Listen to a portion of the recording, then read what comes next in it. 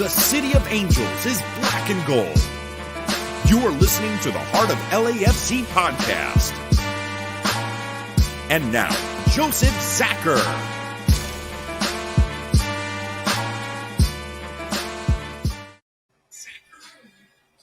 Greetings, Los Angeles. This is episode 198. We're going to call this one The Sky is Falling. Again, welcome everybody to the Heart of LAFC Podcast. Of course, the usual suspects are here with me tonight. We have Bam, we have Tony. Welcome, gentlemen. Bam, how are you doing? Are you still locked down? Still locked down. Got extended another week. Oh, my word. Okay, understood. Got to be safe. We're just hoping you're doing okay and staying safe.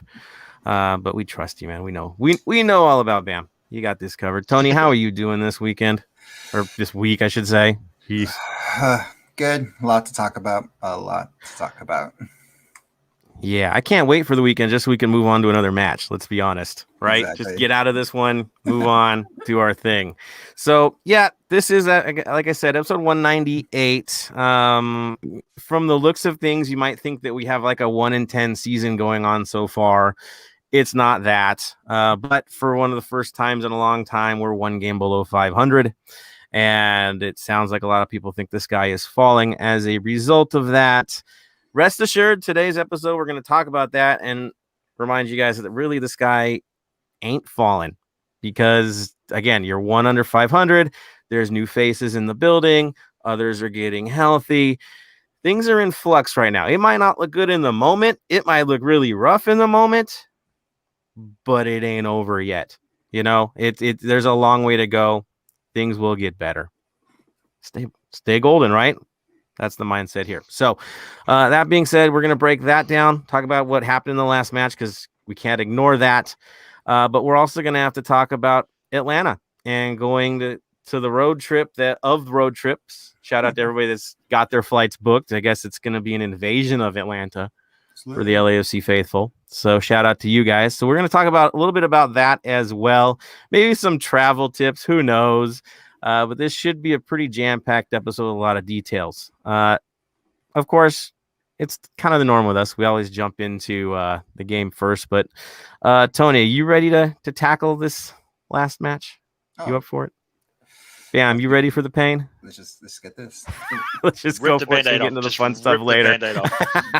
Let's just go. Because there are some bright notes anyways. So there we are. So we go to San Jose. Not as many get to go, but let's be honest, those that did had a lot of support. They were doing what they had to do, making some noise. I saw y'all out there about 100 deep. More than that, let's be honest, more like 300 deep, scattered a bit because people found a way. You might restrict things, but they found a way. And you could still hear the faithful, the 3252, making all the noise in that place, still out singing their home crowd. I'll just call them that because honestly, we shame them every time we take them on head to head. So there's that. Now, lineup was a little bit interesting for this one. I don't think we quite expected what we saw. We were close by a few, but it was a little different. The best change, or the most welcomed shocker, was probably the addition of Chicho into the mix, our new player, getting his debut with the club from the kickoff, from the start, which I don't think any of us had the guts to think that was going to really happen as a new player coming in, except that guy down there, Tony. He called it. Well done, sir. Well done. And then, so that was one big move, and the guy that sat for that was shocking too, because it was Rossi. Yeah. So I go, okay, that's an interesting move.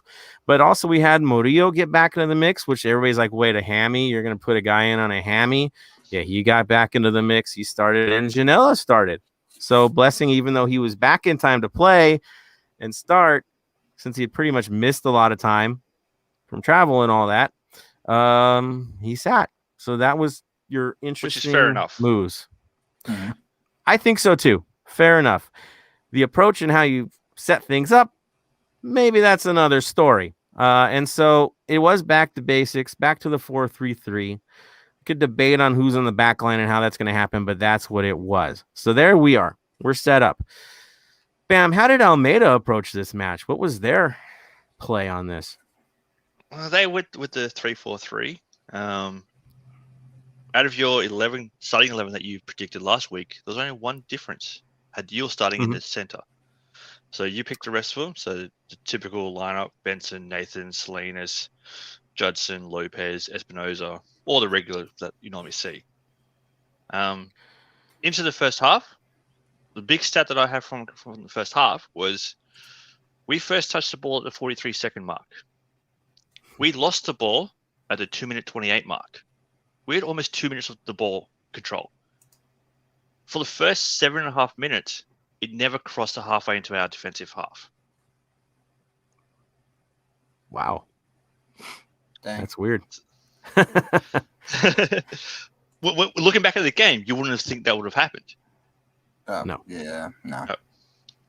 Then at the 8-minute mark, San Jose decided to try at the crossbar challenge. Crash it. Matthew Right, the crossbar. right. Yep. 10-minute mark, we had Murillo copy yellow for his first foul of the game, which was a soft yellow, very soft yellow. Oh yeah. Yeah, not cool. Coming from that free kick, we all know what happened. San Jose scored the goal in the front post, which should not have happened. Front post goals should never happen. Never, ever. There was so much wrong. Goalkeeper positioning, he was way too deep on the play, right?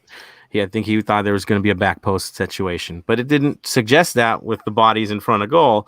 And then nobody trailed in. There was no run to the line, nothing of the sort. They were sleeping on the play. Let's be honest. It gets past him in the moment where the deflection actually occurred. He really didn't have a chance. At that stage, there was no way he's going to stop that type of a deflection at that close range. The issue was the positioning altogether was off, just plain off. Cheap goal for sure. Very cheap goal. Very cheap goal. 20th minute, the Arango cross to Vela that gets blocked by Nathan sliding on the ground. That was an excellent play right there. That whole play together was beautiful. Yeah. 22nd minute, bit of cheekiness from Vela, 1-on-1 with the keeper near the corner. Vela wins the corner, has a crack at goal from the corner kick, and unfortunately Nathan was there to stop the play again. Yeah, it was very clever. The speed of thought was what was impressive to me. It's like, hey, he's out. Let's do this. Like, not even hesitating. Let's just go, create some chaos, get things moving. We needed a spark anyway. It made sense to get something a little bit crazy because, honestly, say he saves it and it goes behind him or somewhere. You don't know on those plays how it's going to go. No. So, wise move again by the captain. Yeah, it was an absolute moment of brilliance. If that goal, if he scored that goal of the week, plain and simple, done and dusted. Yeah. Well, by far. I love his intensity playing against San Jose. He hates those guys. There's a thing there. He really loves toying with them, make it painful for them. You could tell there's added. He gets that it is an actual rivalry, and so I appreciate that for sure. Then, unfortunately, 20th minute, San Jose scores another goal. Excuse me. We're down 2-0. That goal just, let's just move on. I can't though. I can't. You know why? We have to talk about it. I think it's coming to the point where Palacios needs to sit and watch a game. I really do. The decision making defensively from him, it's like he's playing mid. He just so casual back there when he doesn't need to be. He gets caught too high a lot. He doesn't track when he needs to. His tackles are a little bit off. He's not that effective either when he's challenging. There's something not quite right with him right now. And you can say, well, you can grind it out, but I don't know about you guys, but I don't like falling down at the gate. You just can't afford these sorts of things. So there's enough players that can play that role between Edwards and Farfan, because that is his real position, his natural role, or he'd be much better playing that role. You've got to say, like, at some point, some accountability has to kick in, because that back header was just never going to work for sure. No. So we can move on from there. But I just so annoyed. In the 30th minute, Cal from San Jose cops a yellow. We get a free kick from it. From the free kick, it was a beautiful run by Blackman with a dummy. for Yule to score a goal into his own goal. Beautiful dummy by Blackman. It looked like Blackman actually headed the ball in. Like from like if we don't have replay, we think it's Blackman like scores and maybe somebody wins bingo because I don't think anyone wins bingo. But Yule bingo. No. We didn't even rate him to start in this game, and he's scoring the own goal. Yeah. Let's be honest, though. Did he really have any other options there? He was stuck. Yeah. Yeah. The way Yule was running, that if he was to connect with that, he was going in the back of the net, and thankfully it did. Right. We'll take it. In that moment, down 2, we'll take anything. There's no such thing as an ugly goal when you're down by 2. Nope. Not at all. No. And then after that, brings up to half time. So that was the whole first half. To be fair, the first 10 minutes wasn't that bad. Besides Murillo copping the yellow, we had in their attacking for the first 7.5 minutes. Mm-hmm. Their first real attempt was their goal. Besides the crossing. Exactly. So my whole vibe with that is just poor decision making. Again, execution is the problem. It's not that the system's busted, because it's not. It's guys not getting the job done, not making the right decisions that killed us. We fell out of the gate yet again, which we keep doing early or giving stuff away early, and now we're behind the 8 ball. I will say this though. Good on the boys for getting one back. And let's be real. We could have drawn this by halftime. There was enough opportunities out there created by our side where we could have already been back by halftime. So we're angry in the moment, right? Time kind of gives you a chance to soften the edge and really look things through. We should be angry by the mistakes. But at the end of the day, it's not the end of the world where we're getting outplayed by everybody and not putting in the work. So the work is still there for sure. Yeah. With the first half, you got to give credit to San Jose's defense. Nathan, for example, the amount of block shots he did, the amount of tackles he won, he actually had a really good game. To me, their most underrated player is Judson, in the mid. Just busting. His job is just bust things up, make it ugly, make it quick, keep pressure on people, make them uncomfortable. That's his job, and he does it very well. You know, I would not want to play against him. It's going to be painful all day. You're going to have to always be watching your back because he's just going to be there. He's a pest. But that works in that system, right? That's Almeida's pressure. He loves guys that do this. And so to me, he's one of those big pieces that's one of the reasons why they are where they are right now. That's for sure. So, Tony, what's your overall impressions from the first half, sir? Just a lot of missed opportunities. It's going to be it's literally a trend now for us. It's literally so many chances in goal. We'll get to the I literally looked the next day or that same day as soon as the game was over what the expected goal is. We'll go into at the end, but if you see what the expected goal is, you're like, why don't we have this already tied in a bow by now? But right, we'll even go into it further in the second half. But yeah, it was just a lot of missed opportunities, just a couple mistakes, and that's what wins games is a couple of mistakes. But we can't afford those, so we need to get as much. We should have the best defense on paper, but again, I don't know what it's at this point. And it's sometimes youth kills you. Mm-hmm. I think we're dealing with that right now, for sure. So, second half kicks off. Tony, give us the highs and the lows of the second half, sir. Well, the highs in the 53rd minute, Edwanda Ebasi, sorry, he has a shot. It's a shot, but it's like enough to where if it's him shooting, we like the ball seems to love him against us. So it wasn't scary, but it was still like, okay, I can go to that. At the 55th minute, Vela has another crack at goal. You know what I mean? It was a nice try. He's like trying, like he's actually like trying to put the team on his back, be the leader that on the field. Again, we'll keep talking about this, but on the field, he's trying to be the leader, be the example, not the exception, and trying to show what he's doing that. So, and then which inspires Atuesta at the 63rd minute to take a nice little shot and try to get it in. Of course, nothing comes out of it. And then we have Blessing coming back from his little hiatus and destroys the defense and just again, it was just he had two ways to go, and he did what usual strikers go, is go near post, and unfortunately didn't go in. If he scores that, a lot more people we're 2-2, and we're a lot more excited. It's 2-2. We have all the momentum, and you guarantee they crumble at that point. Exactly. It's one of those you get one, you get two situations. We didn't, and it haunted us.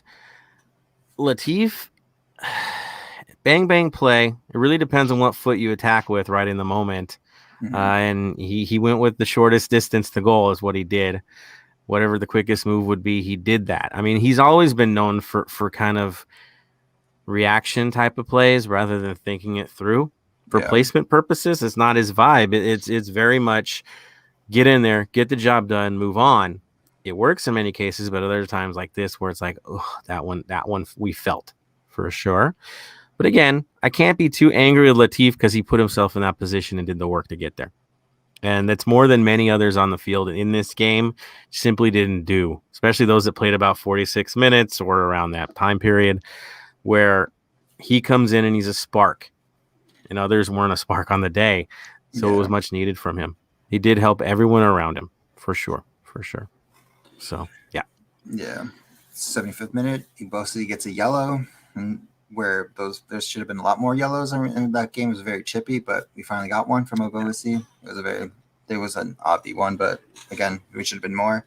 And then at pretty much the 82nd minute, Espinoza scared the crap out of me with that shot that went wide, but it was another like, oh God, here we go again kind of thing.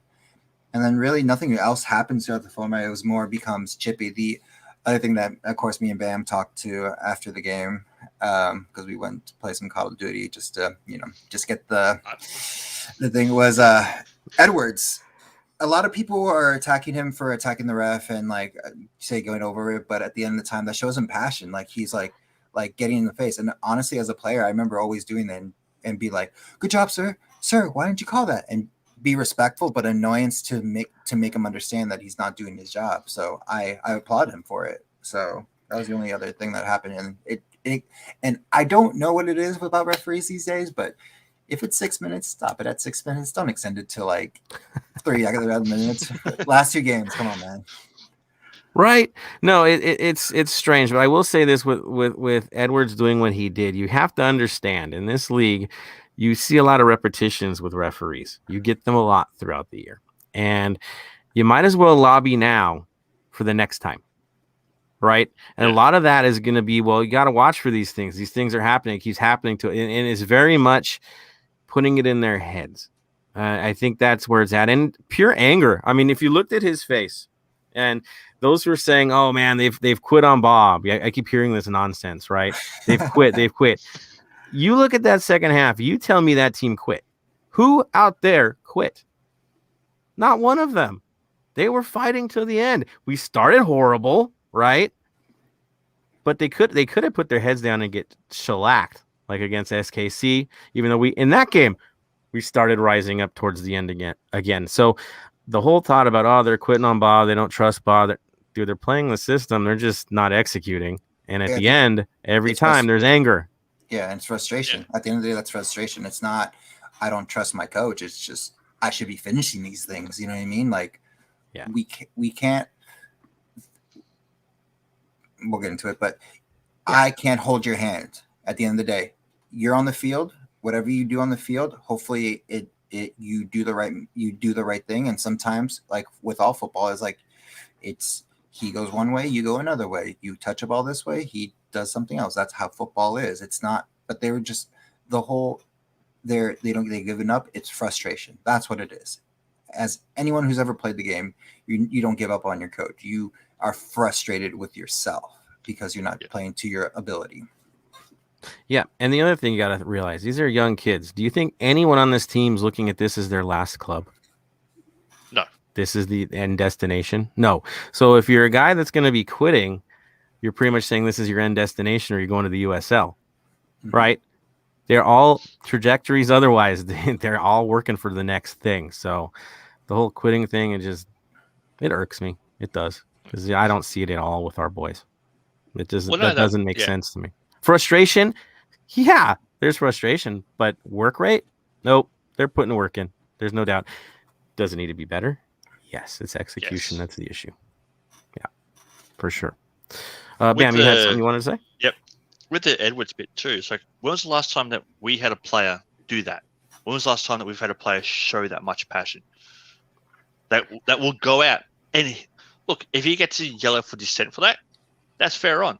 I'll cop that, because we need a player that has a bit of mongrel in him. We've all been asking for it. We want a player that will go out and do the hard tackles, that will go do that will talk back to the ref like that. We need someone like that. And if Edwards that man, good on him. I'll back him to the hill. Right.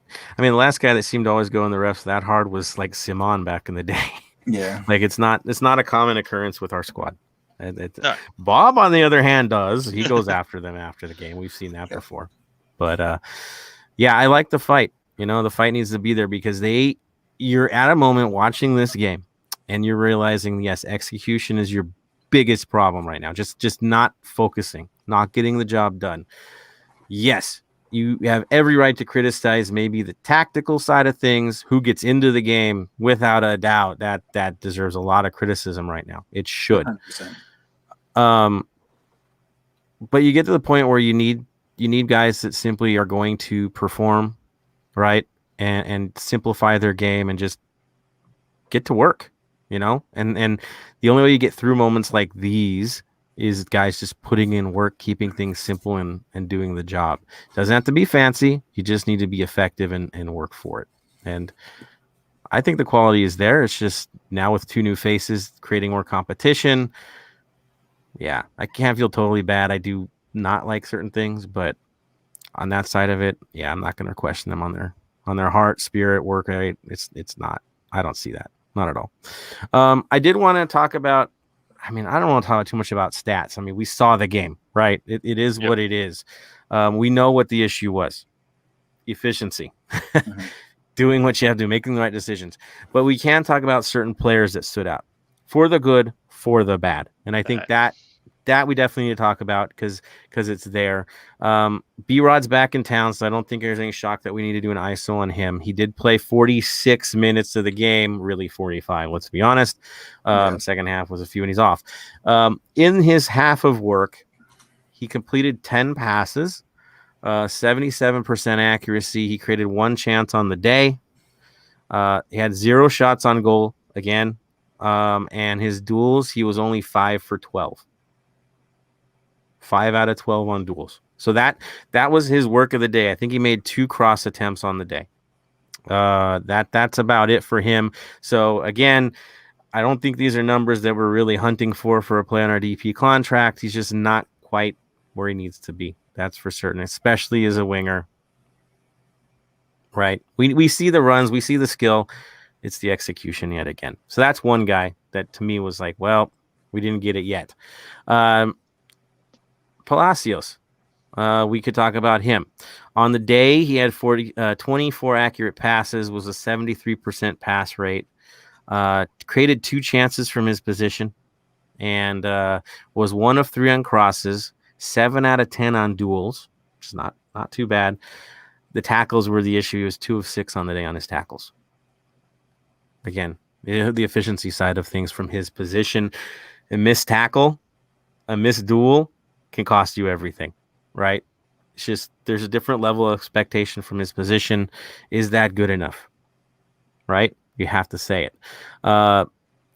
Chicho's another guy. 68 minutes, first game ever playing for us, trying to get used to the system.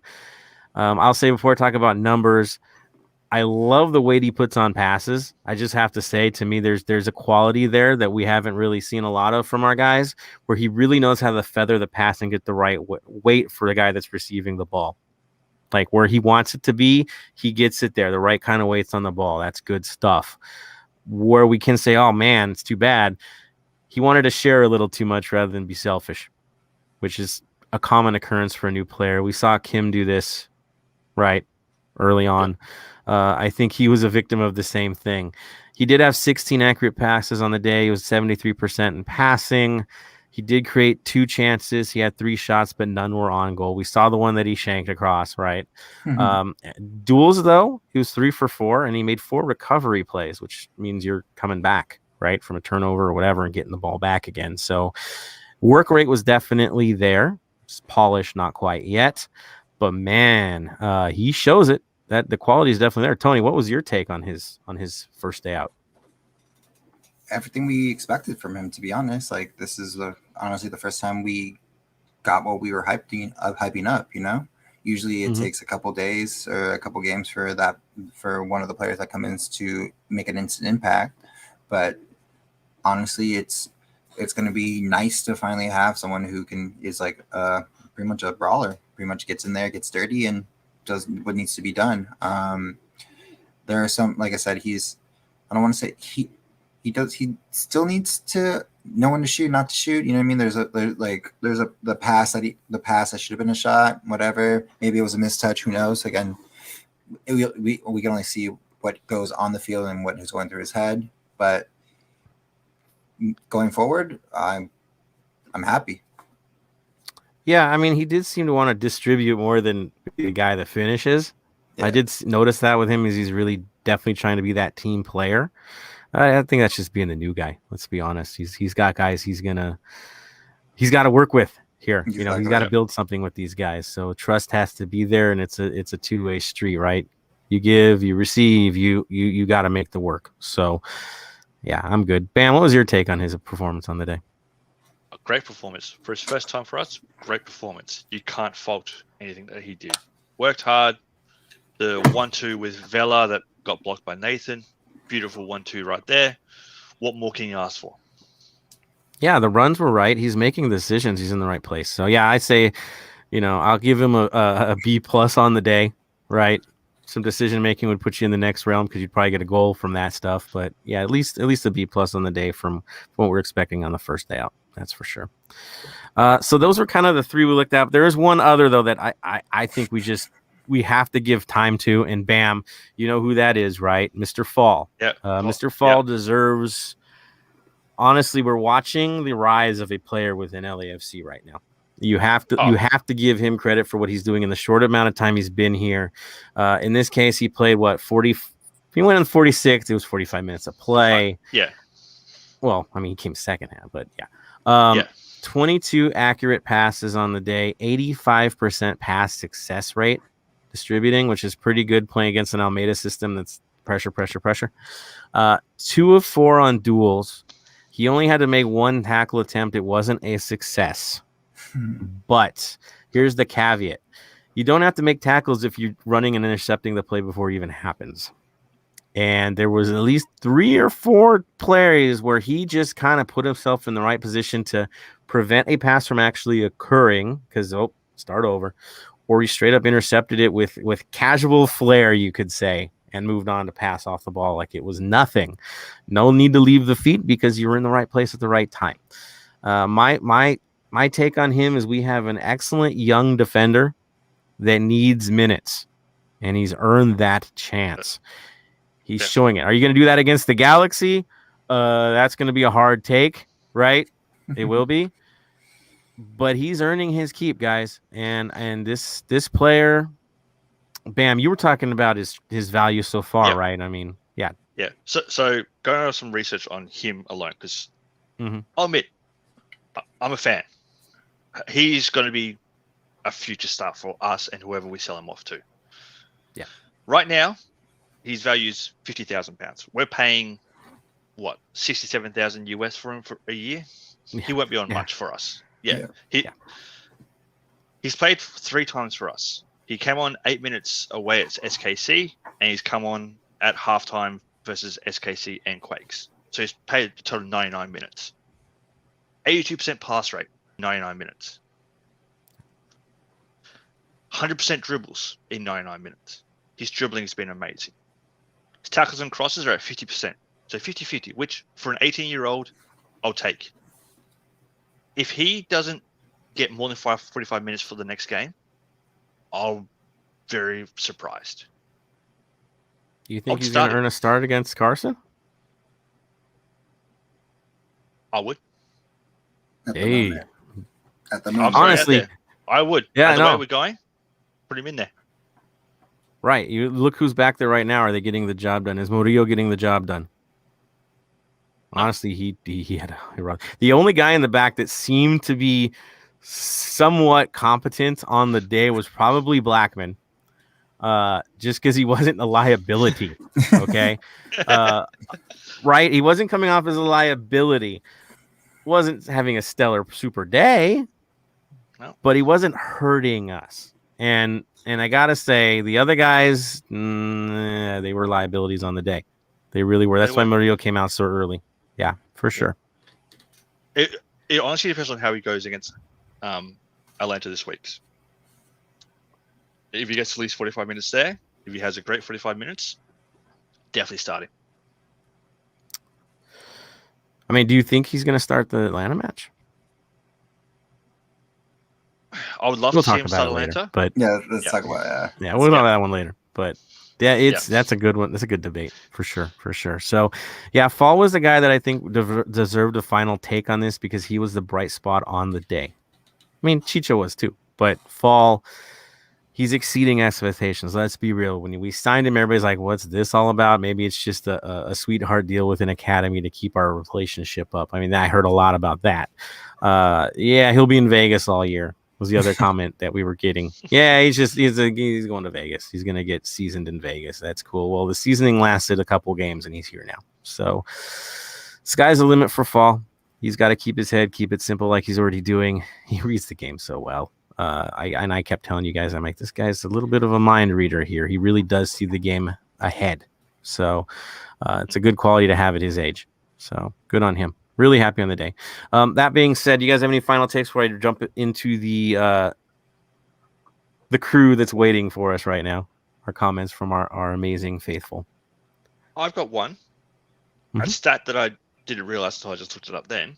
In our last game, we had 16 shots, 8 from outside the box. Yep. Oh, that's okay. I was like, we don't shoot from outside the box. Obviously, we started doing it. Something's different. A change. Yeah. That's something that comes from the training. Maybe like somebody's instructed them to maybe pop some from out there. Just maybe something could be up. Good take, sir. Good take. So let's jump into some comments here. Jonathan Reimer is on. He says Captain Vela. We didn't say it from the break. We probably should have said it. So voting right now is for captaincy for the All-Star game. Why is this even a vote? It's Captain Vela versus Chicharito and Zimmerman and one other dude that's not going to get enough votes. It's between two. Let's be honest. Yeah. It better be Vela. If it's not Vela, the league's going to very much regret that. I will tell you that much because I don't know about you guys, but I'm in the realm of if the wrong guy gets it, you're not going to hear his name in announcements. You're going to hear noise every time he touches the ball. There's going to be payment for that. So let's be real. That's how it's going to be. That's how we are. It's home. Vela should be the guy. So go vote for Vela and the travesty that's going on right now because there shouldn't even be a vote. No. Good stuff. Moving forward. Marvin Chavez, this episode should be called In Bob We Trust. No. Okay, so should we just get into it? In Bob, it's reality. We'll say that. He's trusted with a contract to do a job this year. Transfer window is closed. These are the soldiers you have. He's built this thing with John. It's on him how this season goes. It's a cop-out if we just dump him now. We got a supporter shield early with him. We were spoiled by that. I think that's why the expectations are where they are. We're only one game below 500, and the sky apparently is falling.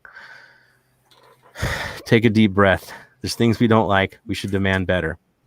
But we shouldn't throw out the baby with the bathwater. That's my take. Does that mean Bob we trust? It's up to you. That's your take on that. But definitely he's got to own it and fix this. Well, you look at it glue it back together if you have to. Yeah. All right. We get rid of Bob now. We're not going to get a new coach midway through the season. We're going to put it with the assistant coach. Assistant coach is going to run the Bob format for the year. Exactly. Yeah. If anything, turn around and go, all right, Bob, this is your last year. Thanks. Finish off the year. and then we start looking for a new coach for next year. Right. Could be in the market now. You could already have one. I mean, let's be real. I think the grand scheme of things was for Bob to do what he wants to do until he's done, and then Cherundolo move up. I think that's been the plan. I don't think there's any shock by that. So, if you remove one, you're guaranteeing the other. I don't think they're going to look any farther than Las Vegas for a replacement, guys. Let's be real on that. Okay. So more pitchforks and flames after that happens. I don't know, So reality is they built it. They got to own it. They got to fix it. That's where we're at. And he deserves any credit he gets or any negativity because he's there. He's the guy in charge. Al Hopkins says, I wouldn't pay too much attention to Twitter. The bank and game days are still awesome. Again, the faithful is there. We're faithful they can turn this thing around. I think they can. Doesn't look it right now, but I think they can. In Bob we trust. You just open up a big can of worms. Nice one, Jason. Jason Lima, San Jose 2.0, not the original team, but our supporters, shame theirs. I agree. There are some new blood up there on the other side of the supporter section that is actually like stepping up and trying to do it the right way. And I credit them for that. That is true. There is a movement in the supporter culture in San Jose that's a positive movement. Let's hope it keeps going that way. Again, I think everyone on here is the same way. We want the supporters to be strong in every stadium throughout the league. It only makes the league better to have strong supporters. We want to have those crazy environments that we travel to, the legendary environments, stuff like you see in Bundesliga 2, where it's constant, right? 90-minute culture like we do at the bank. We want that everywhere. I don't think there's any question. I think if a supporter group asks me for something, asks for a little help, like what's your take, I'm going to say it because I want them to grow. I want it to work. Am I going to give up the secret sauce? No, but I definitely will give pointers. That's for sure. Moving on to Marvin in Bob's Some Trust. Yes, there it is. I like that one. Well said, Marvin. Yeah. That is much better. That's much better. Al Hopkins, too many bad passes. Atuesta not in good form right now. Yeah, I mean, you can definitely call out Atuesta. He does look a little off right now. I think he's road weary. I mean, I'll be real about this. How much rest does Atuesta ever get? Does he get any rest with this side? No, you just throw him in the mix. Play a system, he saves the day every time. You got to be tired a little bit, you would think. All-Star break, something's good. They might find a phantom injury for him during the All-Star break, so he doesn't have to deal with that nonsense. Or, yeah, we'll see what happens there. Al Hopkins, it was Rodriguez who lost his man, right? I mean, does Rodriguez ever have a man? Sorry, I'm being mean, but does he ever focus on that side of his game?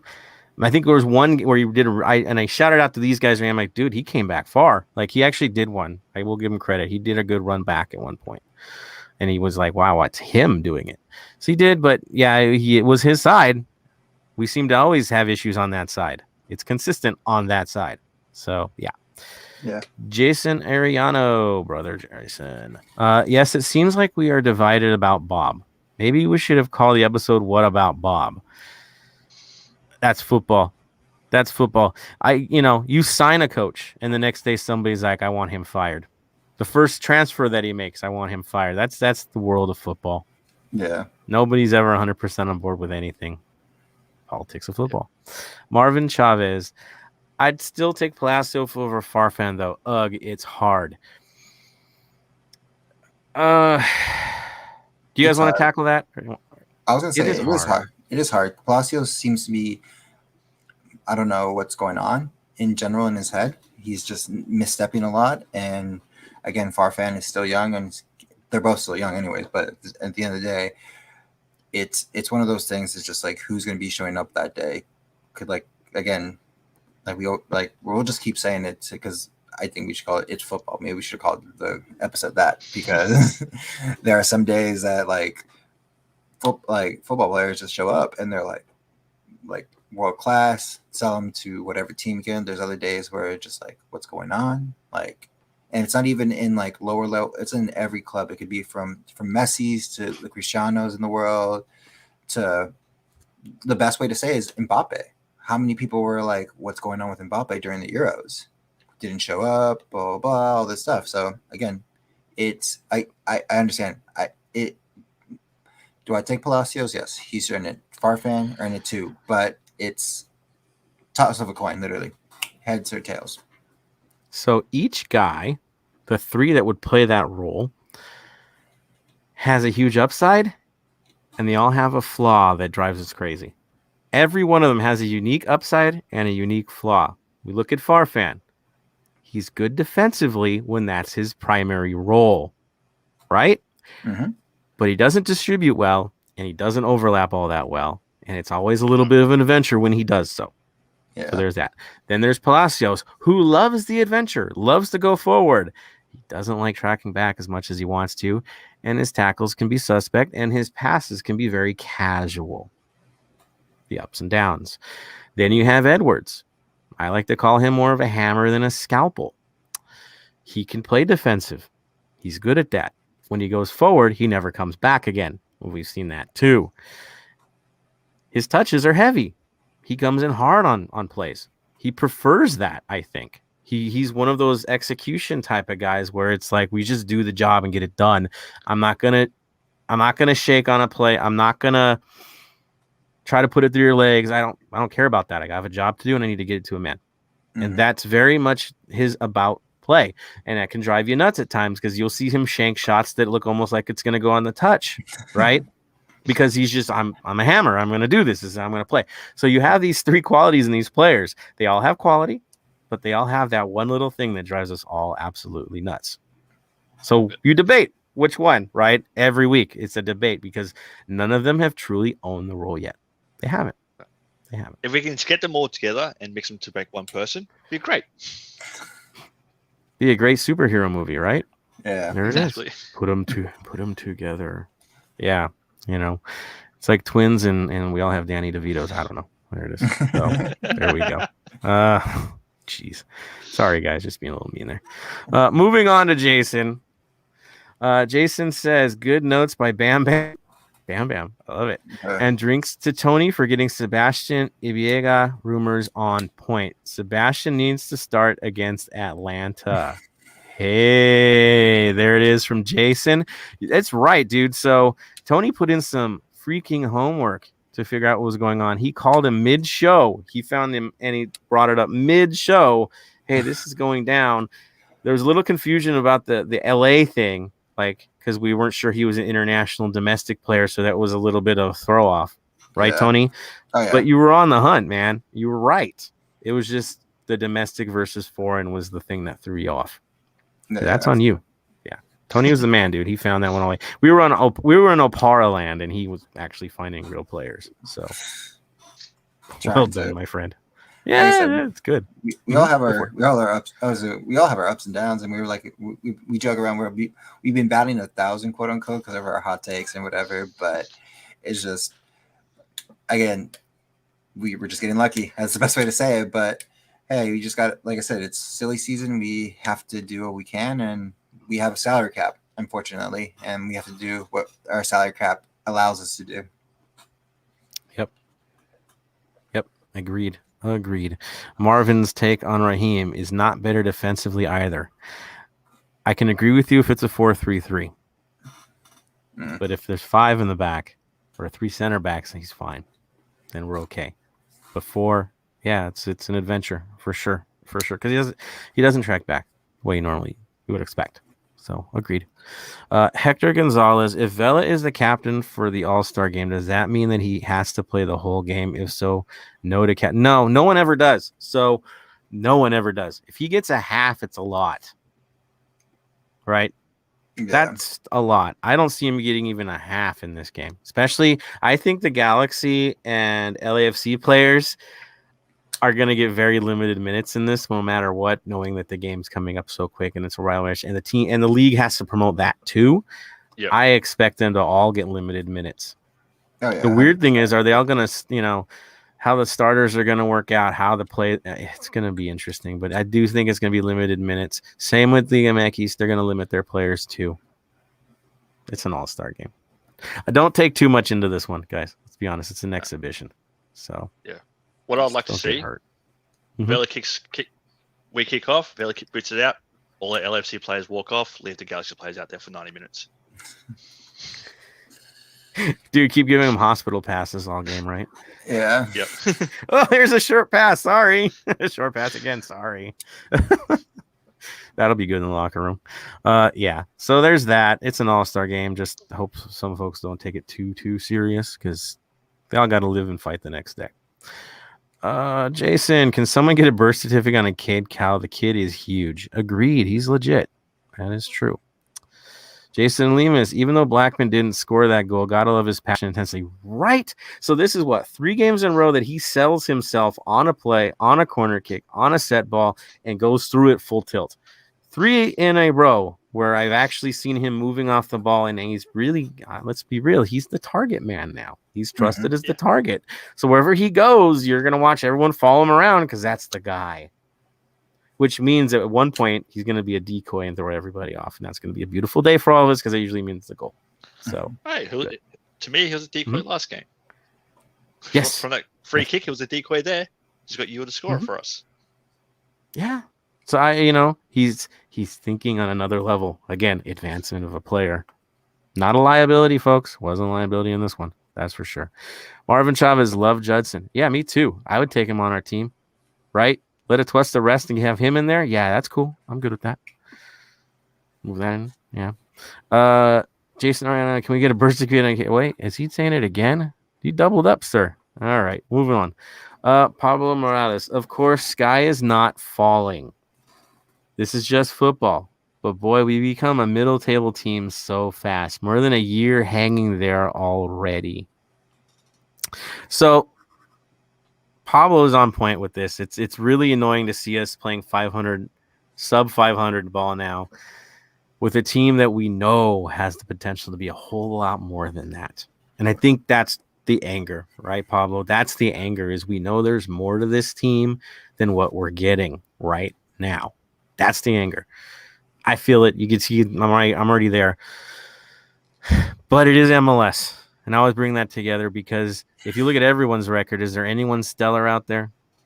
Maybe one or two. No, they all have kind of even records. That's MLS to a T. The roster restrictions prevent anybody from being really, truly efficient. They do. You're not deep enough ever, right? You're always on the whims of people going off to tournaments. Yeah, that's MLS being MLS. I always say you don't really know the league. You don't really know the teams till you get to mid-August, and then we know who's real and who's not. And so now we're here. Let's see who's real. Now the results mean a little more. So, yeah, for sure. Jonathan is, oh, gosh, just hear the Animaniacs singing Expect the Unexpected, right? For the expected goals. We didn't bring up expected goals today because they were, yeah. You'll get mad. Al Hopkins. You get mad if you see it because, again, wasted opportunities. Al Hopkins, his head was down, didn't look just shot. Reactive. Oh, yes. Moving on to Jace Jonathan. I love the yeah. LAFC Lex. Latif was all up in the mix throwing hands. I love Latif. If you don't love Latif and you're an LAFC fan, there's something wrong with you. It's just against the spirit of the game. You have to love a player like Latif. Flaws. Great. Yeah, go for it. Anyway, we can give him a lifetime contract. The lifetime contract would bring his wife to the States. That's your lifetime contract. contract. So if LAFC is really serious about this, make something happen. Right? Thank you for the opening, Bam. Seriously. Get the job done. Please. Ridiculous. Jonathan Reimer. Bob can't shoot the ball or head the ball or make a run on a dead ball or throw the ball in because that's been a problem too this year. Yeah. Bob can't do those things. Marvin Chavez, I'd understand if one or two of the best players are underperforming, but when all of them are, it starts to feel like a coach problem, especially so many of them were always consistent. I think it's situational. Brian never was. So I can just again. We're playing with 2 DPs. Let's be real. Diego looks like he's got hat. Go for it. Yeah, Rossi's head's not in LA. Plain and simple. His head's not here. His head is in Europe. He sees his value dropping, right? Yep. He wants to go to Europe. He knows that a bad game means loss of what he can ask for in wages. With that, he's putting more pressure on himself. More pressure, more mistakes. Yeah. Yep. The guy needs to simplify. He's a good grinder, and sometimes he forgets that, I think. If he grinds a little, we're in a good place. So, yeah, I mean, he's got to... Honestly, if the pandemic doesn't happen, Rossi's already off. He's gone, and we make a lot of money off of him. It would have happened last year. It would have happened right after the CCL. Right? That was his high point, I think. So now we're kind of in this holding pattern until he goes. I can't help seeing how many attackers we have now that it's got to be soon. I feel that way, but that's just me being crazy. So, yeah. And then Vela has been injured. There's reasons. He has been injured. He's not 100%. He actually looks his age this season, which is hard to see. So, yeah. He's had moments. We just got to keep getting more of those moments for sure. Al Hopkins, Mark Anthony K. Well, his team's getting results right now. His new team. They're getting shutouts. What? Yeah, they're getting shutouts. They're playing really well. I think they have the second most shutouts in the league right now, even though they don't score as much as they'd like. They're still playing well. And he fits right in with their system. It is what it is, guys. We didn't appreciate in many cases we did, but he also had issues with consistency too. We can all say that. And it didn't sound like he was too happy to still be here anyways. I think that was everyone being happy with the move at the end of the day. That's what Twitter kind of suggests, right, boys? Just look at his tweet. So, just at his tweet. That's enough. I got to know. Yeah. Everyone's parted ways. It's fine. Thank you for your service to the club, sir. You will always be remembered for one of our many, major ambassadors. Let's be real. But we all move on. It's professional sport. Marvin says, we don't know if players are mad at him for whatever reason. Change in tactics, disrespecting players in anger. So that's the other thing. I don't know of a single player who doesn't get minutes that isn't angry. As long as I've ever played, if I'm on the bench, I'm mad. I don't want to be on the bench, right? I got something to prove. Remember how mad Dio would get, and then he'd come in and kill it at the end? You knew he was mad. He'd play like he was mad. Maybe we have more guys that need to play like they're mad. That's fine. Play like you're mad. That's good. But yeah, I get it, Marvin. There's times I look really frustrated. So many things can happen behind doors that can make you lose a team. One thing can be said, it can throw everything off. Yeah, for sure. For sure. Fly on the wall, right? Jason Lemus, we don't know what's going on behind closed doors. Some players might want Bob, just a thought. I think with the way our club operates, if that happens, they move the player quick. I don't think they'll wait it out. John's not going to put up with that. Hector Gonzalez, what will it take for the team to turn it around? Keep thinking if we win this game, we'll turn it around. And we've gotten some wins, yet we continue to have these same issues. We want to change. The purchases are the change.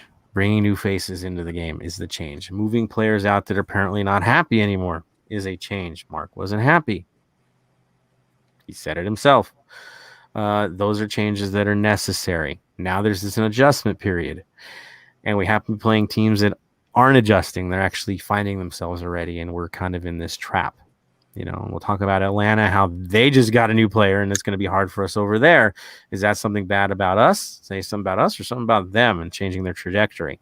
Yeah, it's the dog days for sure, but we know the quality we have.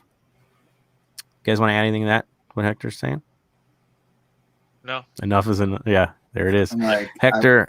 I want to, but it's just like I just got to walk away from it. It's a very sore subject with me, just because it's frustrating. Yeah, it's. That's why more and more are Bob out. Yeah, I mean, honestly, we've been spoiled, and I'll keep saying that we are the most for an expansion. One of the most spoiled sides around. I mean, Atlanta, I think, is now getting the more spoiled role. Like they got a cup, but we got a shield early. The expectations from the get-go, we were the game changers. And so now that we have adversity for the first time ever in a regular season where it's a full schedule, it's hard to take. But every team will have its highs. Every team will have its lows. Just be thankful that as we're in these weird wilderness moments that we're only one game under 500 and not last place. Because our neighbors, our ugly neighbors from the north and the south have had far worse seasons, right? Like they've had junk seasons, and they keep coming back. Go for it. Even Atlanta, after they won the cup, had a bad season. This season's been terrible up until recently. Yeah. I mean, they wanted their coach when DeBoer came in, they wanted him fired within like 3 games, right? Yeah. They're already revolting. Yeah, like I said, let's I was gonna say just to look at Atlanta, it's like, yeah, again, I'm neither Bob in, Bob out. I always ask the questions. I trust our manager until something goes whatever. But look, if you want to take a sample of when they wanted out, Dotto left, and how many coaches have they had until maybe recently they found one. And then going back to Bob out, just like, all right, as much as, of course, I shouldn't pay attention to it. No one has mentioned any coach besides Tata realistically that wants to come to the MLS. Because at the end of the day, that's the term, wants to come to MLS. The whole thing with MLS, and I feel like people forget, and yes, we all have European teams, and everything. We have a salary cap. We have a salary cap. We don't have that much money. We have to deal with the whole league, not just our club, the whole league. Are we in line to get a player? What ladder are we on? Are we the first player when the first new DP comes in? Are we allowed to talk to him first, or is there another person in front of us? Naming rights. Who do we have to talk to if this player's already been scouted? We have to talk to that team who has the quote unquote claim rights on stuff like that. That's another thing people forget. We can't just buy players just to buy players. Again, we're not Europe. We have a structure that we have to follow. And most European coaches or stuff don't want to deal with that. You know what I mean? They rather stay in Europe. They rather do what they got to do. People who come here are new coaches who wanted to show something, Latin American coaches who know the system, know the area, know how to bring out players. And the other one are, if you want to bring a European player, are players that want to become coaches and see an opportunity in the Kensington Point. Thierry Henry was a head coach, and now is with Belgium, learning more. The minute he got a chance, he jumped, right? Exactly. So that's the whole thing. Is once I understand Bob in, Bob out. I understand if you're frustrated with him and you want him out, but please give me a realistic person who would want to come to MLS. Atlanta, of course, signed the Seattle assistant coach and brought him in because he's like, again, they're even talking about him using Atlanta to get the Mexico job. I've literally already heard that. So again, we're MLS is being used to that. There are only a certain few amount of coaches, and there's no final destination in MLS. This is a stepping stone. Exactly. Sure. So, and you even bring him up. He has no experience as a head coach. None. He's going to be relying heavily on the assistants that are already there to get started, and he's already said that. So we don't know. I know his name came up as a potential for ours, but again, compare Bob's experience to his experience, and it's not. You can't compare it. It's potential versus experience. Exactly. And then it's like we're a new club. At the end of the day, I love the passion, and I hope it continues the whole time. Yeah. It's fine, and I love it. But again, we're still a young club. We don't have hundreds of years of this experience of what to do in certain situations. We're still learning as we go, and that's how it goes. You know what I mean? Like if we had the hundreds a year, then we can say we want him out. This is not the club that we run. This is not how we do it. We need him to go. We need to find someone and bring him in easily. But again, we're kids. We're 4 years old. We still got to learn. Toddler side, but one that played really pretty and got us to a CCL final. Exactly. Just not that long ago. So it's there. It's in us for sure. I know one name that was brought up was Juan Carlos Osorio. Mm-hmm. I'm not dogging anybody right. I swear. But that name came up, and I had to say, from experience having him in this league, just look at his track record before. He'll be the one that solves this. First and foremost, his preferred system usually involves a 4-3-3. What do we run? Wing back play. It's very similar to what we already. There's not going to be a big change there. So personnel would be the question, right?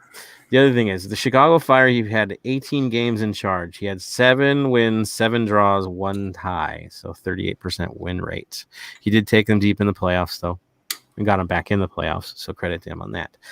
New York Red Bulls, on the other hand, first season went okay. After that, not so much. He was 59 games at the helm, 14 wins, 15 losses. 15 draws, 30 losses, 23% win rate. When he was let go, he had only 2 wins on the year that year. He had the worst record in the league for any coach in that period of time.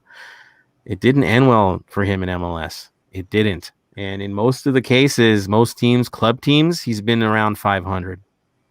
That's true. The only place where he really shined was the Mexican national team, and he was amazing with them. I know. I actually, the way he tinkered, he's the reason they beat Germany. Let's be real. So it's there, but that was national team, not club team, not the doldrums of club play, right? Mm-hmm. So it's tough to say, we'll bring him back. Well, we've seen him here. There's nothing that suggests anything with his record that's even comparable to Bob. Technically, it's a downgrade if you look at his past experience in the league. So I'm not sure that's the way you want to go. If we ever have that change, like I said, Cherundolo is probably the obvious choice, or someone who's really trying to make a name for themselves within the league. Yeah, exactly. Like what Atlanta just did. So at that point, you're an experiment. See what happens. And that's like if you guys want Atlanta, I can see other clubs going, we need a new head coach. This assistant at Portland, this assistant at New York City, this assistant at Cincinnati are great. Let's give them a crack. This is a huge experiment for the league with Atlanta. And you look at our team, right? Vancouver poached our assistant, right? And he's still trying to figure things out in Vancouver. No. So, and like the other person, what's his name? I was going to say Tata, but Tigres' ex-coach, or now Juarez' ex-coach. He showed interest in coming to MLS, but again, money talks. We went to Juarez. Yeah, Juarez has got money. Like that's some of those future big teams. Yeah, I would go there too. There's so much promise with Juarez. Be real, right? The money's there. That team there's a trajectory for that side. In Mexico, really, let's talk about hiring and firing coaches there. If you're 3 bad, you're out. It's very quick. But they play a short season, so you can't afford to go on a run like we're doing. It's just a different beast that you have to slay there. So, exactly. So if we Mexico, 100%. Like I see Bob out because it's like playoffs comes up and then we go, new season starts, blah, blah, blah. But we play a full season.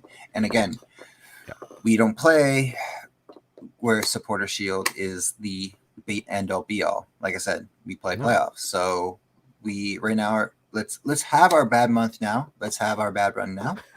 Let's go experiment, right? Exactly. Let's go roster. Yeah. Let's go into September and like go on a run and go into October, go on a run, and then go into playoffs like really hot and stuff like that.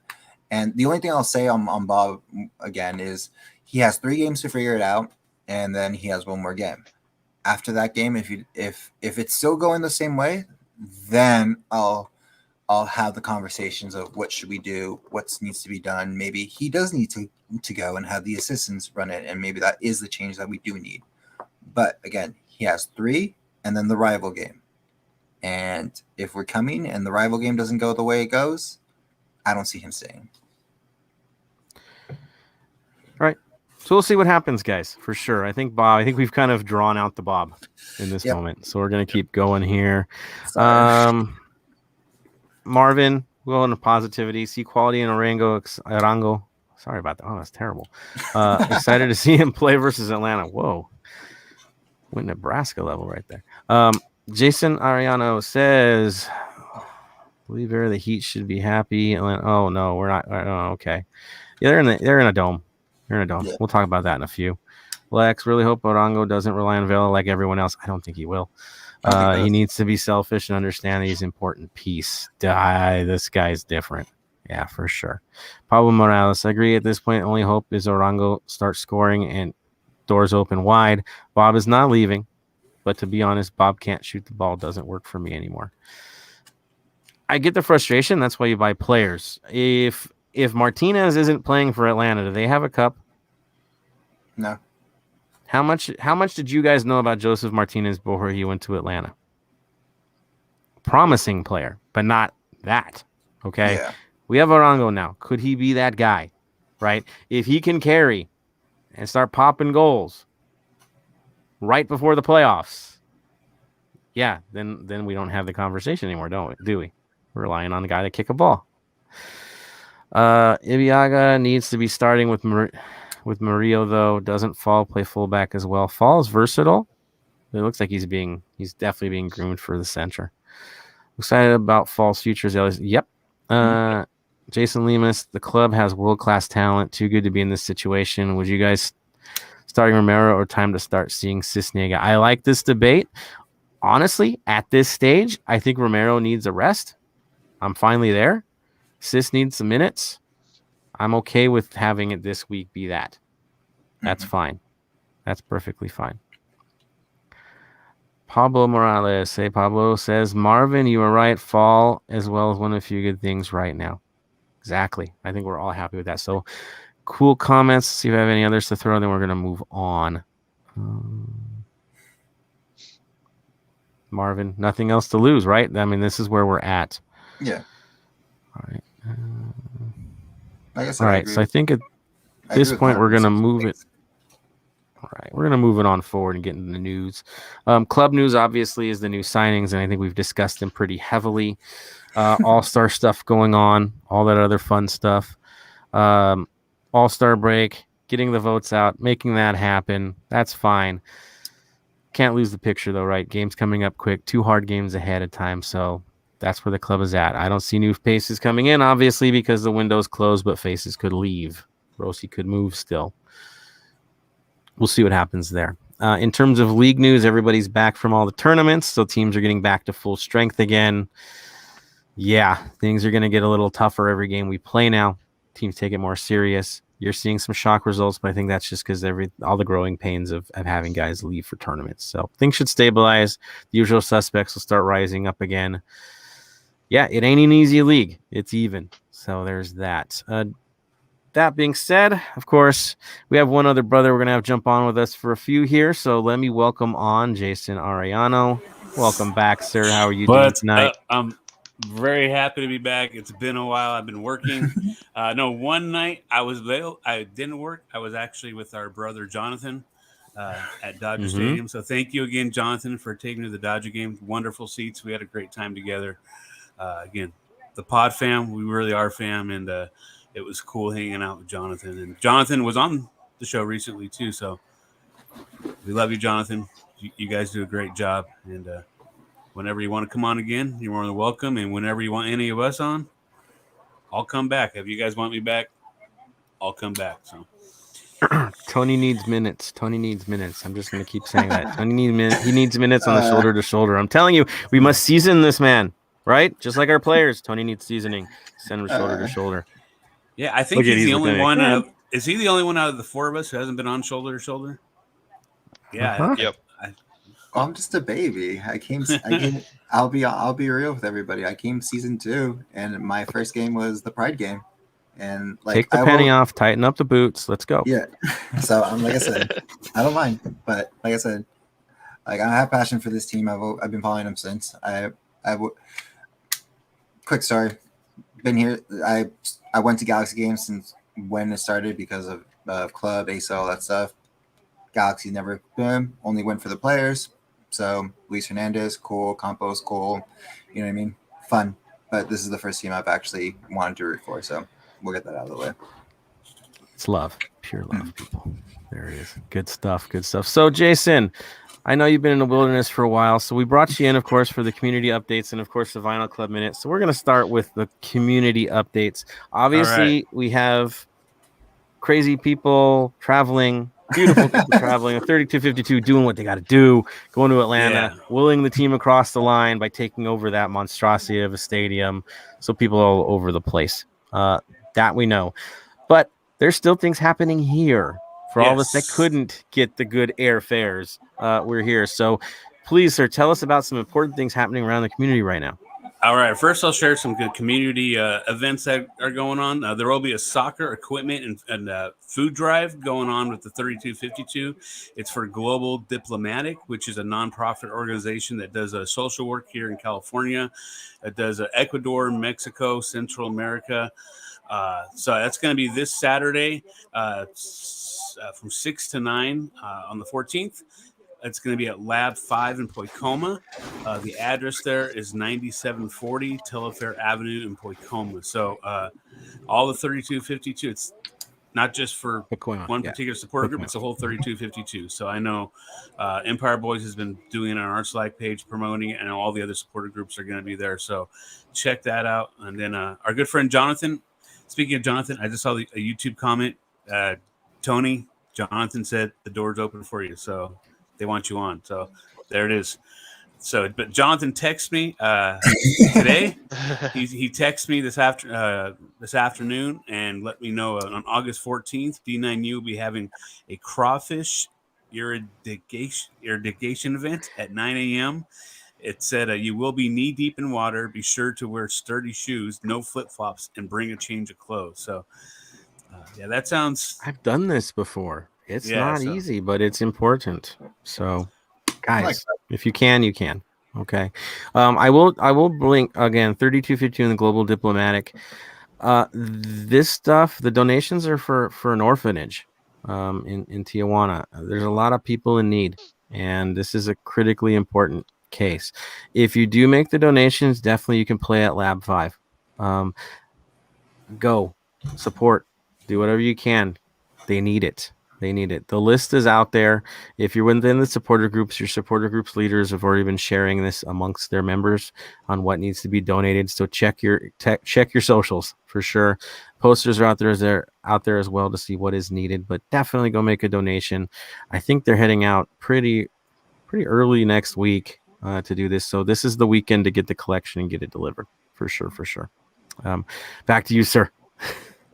All right. Well, those are the events, and we have watch parties going on this Sunday for the game against Atlanta. I know I've heard there's a good amount of supporters in Atlanta right now. I know there's a group out there right now. They have their flight left this afternoon, so they're there this afternoon.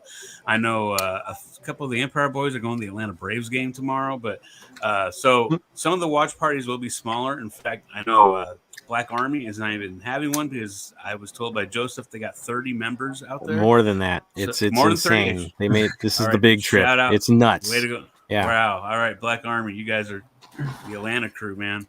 But I know there's other support. I know Empire Boys, I think we got like 14 or 15. I'm not positive on that. But our Empire Boys watch party will be at Rowdy's in Rancho Cucamonga. Great place to watch a game. They got good beer, great TV, cool guys that work there. The Luckies, I think we know where they're going to be at. Lucky Baldwins. I don't even have to ask them. We know where the Luckies are going to be. Same thing with the Tigers. The Tigers seem to be at the same place all the time. The Beer Garden in Koreatown. Thank you, Tigers, for getting back to replying to me about that. D9U is going to be having 2 watch parties because they also have an Inland Empire division. Their first one, D9U, is going to be doing a joint party with Pride Republic at the Art Bar in Long Beach. I'm all for joint parties. I love joint parties. So if you can go to a joint party, check those out because those are like crazy and they're a lot of fun. And what's cool, you get to meet other supporters too. I think that's what I enjoy about it. And then D9U will also have one in the Inland Empire. They're meeting at I cannot pronounce that word. Sni in Fontana. Oh, so Sinaloense? Yes. Yeah, there we go. Sinaloense. Yes, half Mexican, but I was never taught Spanish. So, but yeah, they're going to be in Fontana. Check them out. Wherever you're close to, check them out. There should be other watch parties coming up. Huevos will probably be having one. The crew always have a cool watch party.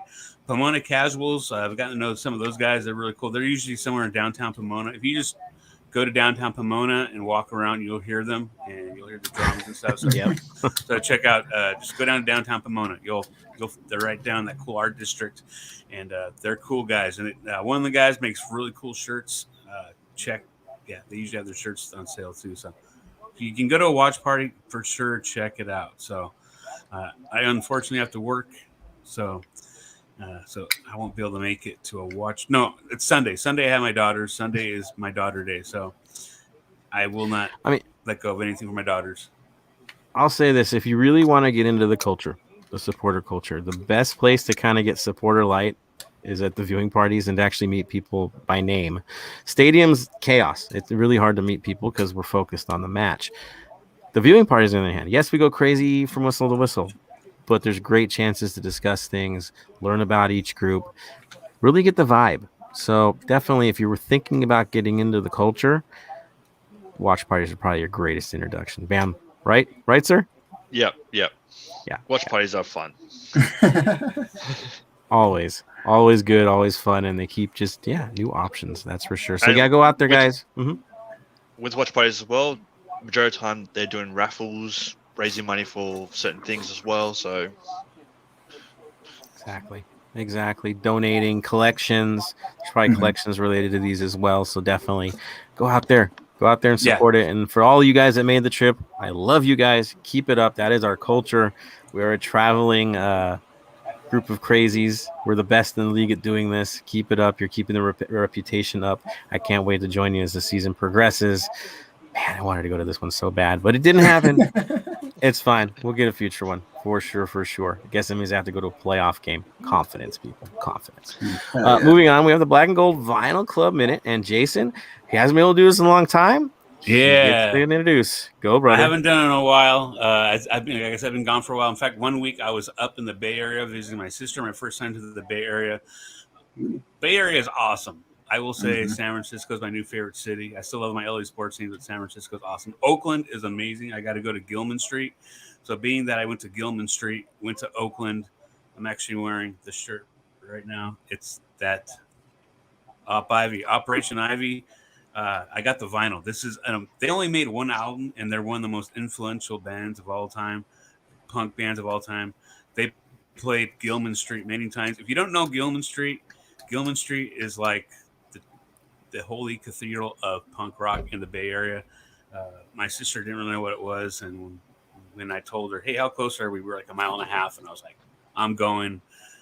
So it was awesome experience just to see the building and take a picture in front of it. But again, Operation Ivy, if you've ever heard of Rancid, one of the guys from Rancid, Tim Armstrong, he's in the band. Also one of the guys from Circle Jerks is in the band.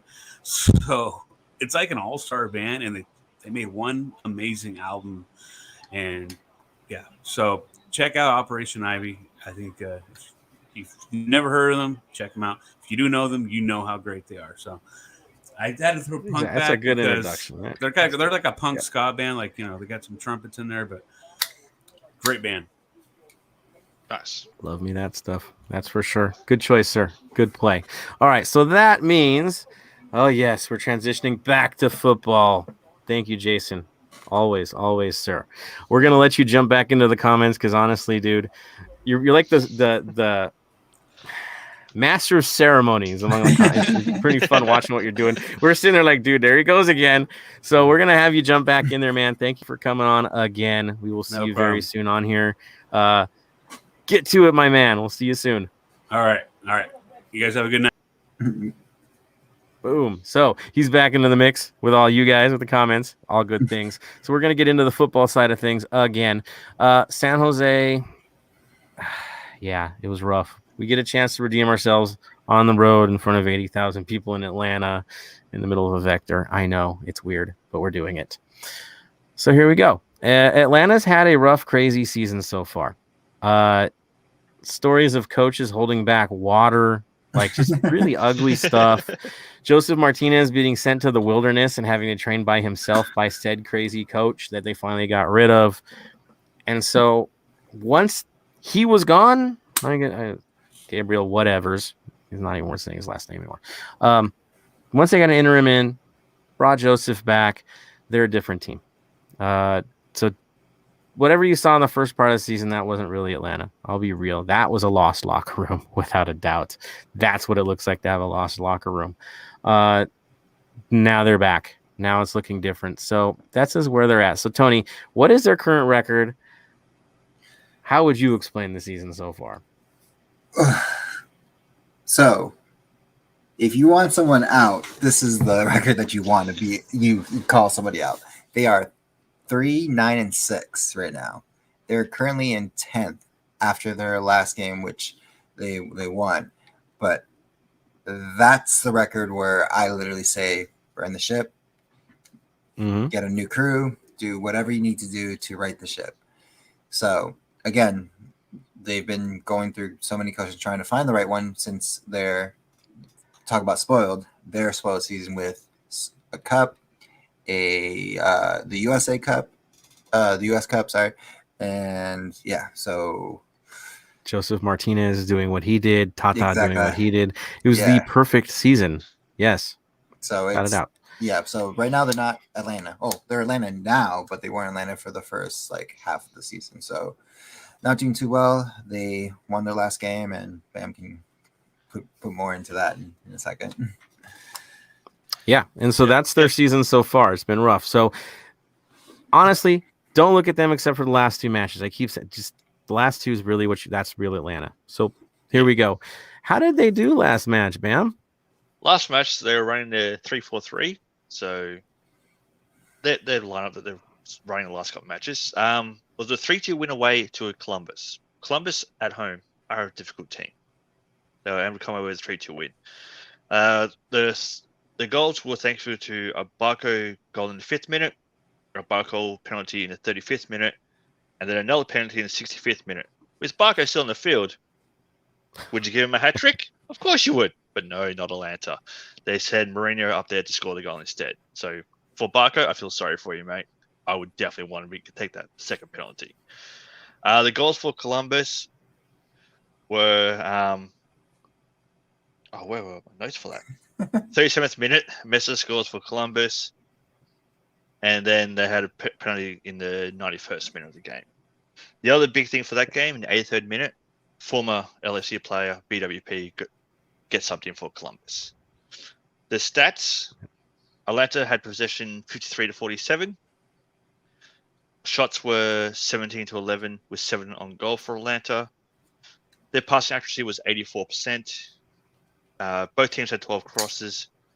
There were 12 fouls each, 1 yellow for Columbus, 2 yellows for Atlanta. No one in trouble there for yellow cards, so don't need to worry about that. They had 3 subs. Torres, Lopez, and Campbell all came on for Conway in the 63rd, Rosito in the 87th, and Renier in the 95th minute. And that was from last game.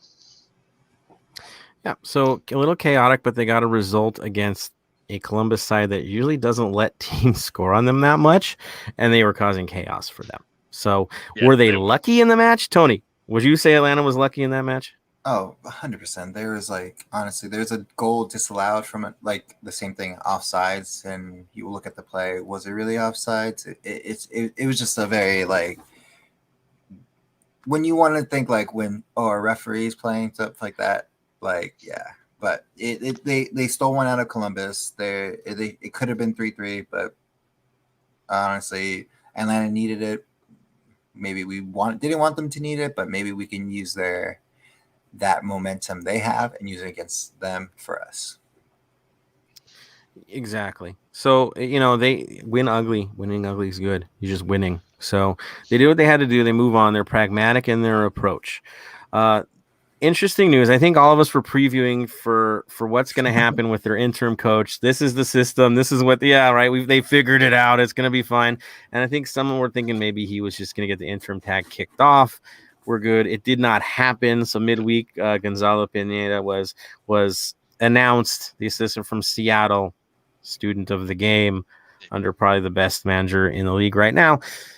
Right. He comes in. But I will say this. The first thing he says, apparently he had COVID protocol concerns. So he can't really do anything yet. So he won't really be able to function with the team in person until Thursday, where he really takes the helm. So that means their next 2 matches, he will not be there. It'll still be the assistant running the show. But comments said was that he actually liked the system that the current assistant is using, and he's on the right track already. So don't expect a big change, except for one new name coming into the building, which we're not even sure he's going to be available for us. The goal is he will. Who would that be, Bam? I don't have that on my notes. One thing I didn't have Luis. on my notes. I threw it out there, but it's Luis Araujo. Big new signing for them. Definitely a guy that's going to be a finisher, a new star. That's what they're getting, a young new star. He's racing against the clock for paperwork to be right so he could actually play for them. They're hoping to have him in time for us. I'm not going to hold my breath, though. Sounds like it might be too close. And if he does, it might be limited play time, but he will be a full-on starter when he does finally get to start for them. Yeah, we might be dodging a bullet. If he doesn't play, we're dodging a major bullet. If he is playing, then we have some things to worry about. That's how good he is. We'll see what happens there. So that being said, I was about ready to throw my papers in the air because I told you guys, man, I did homework on this one. They're changing it. They're not changing anything. It's fine. No. It'll be the same thing. So that being said, yes, they expect the 3-5-2 pretty much is what we're going to see. I know they line it up different, but when you look at the heat maps and where the motion is on the field, it's really a 3-5-2. 2 drop back. It's really fascinating. What are we going to expect? Looking in here, I'm losing my own documents, guys. That was awesome. So, goalkeeper, of course, is who Guzan, right? There's no shock right there. Left back, probably Walkus. Center back, Franco. Right back would be Miles Robinson, which you all know what Miles Robinson does from back there. Definitely likes to go on forays up front, get into it, get a boot in, get a pass in. So he's definitely a threat even in the 3-man system. Same as Walkus. He actually, I think, assisted in the last game too. I think he did. They're distributing well with those 3 in the back. In the midfield is going to be really interesting because there's some movement. Technically, they played in the last game with only one really central defensive mid, which was Sosa. He dropped back. Barco and Mateus Rossetto, they were more attacking mids in this game, so they were more front, you could say. And then their right and left mid, your left mid was Bello. Your right wing was Hernandez. That's how they set up. Up top was Marcelino Moreno.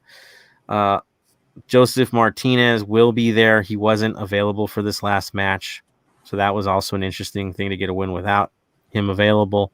He will be for this one. And then you have Conway, would be your sub that would come in for one of those 2 that would not be available, right? So Conway's on the bench for this one. That's very obvious. It'll be Moreno and Martinez as far as we know.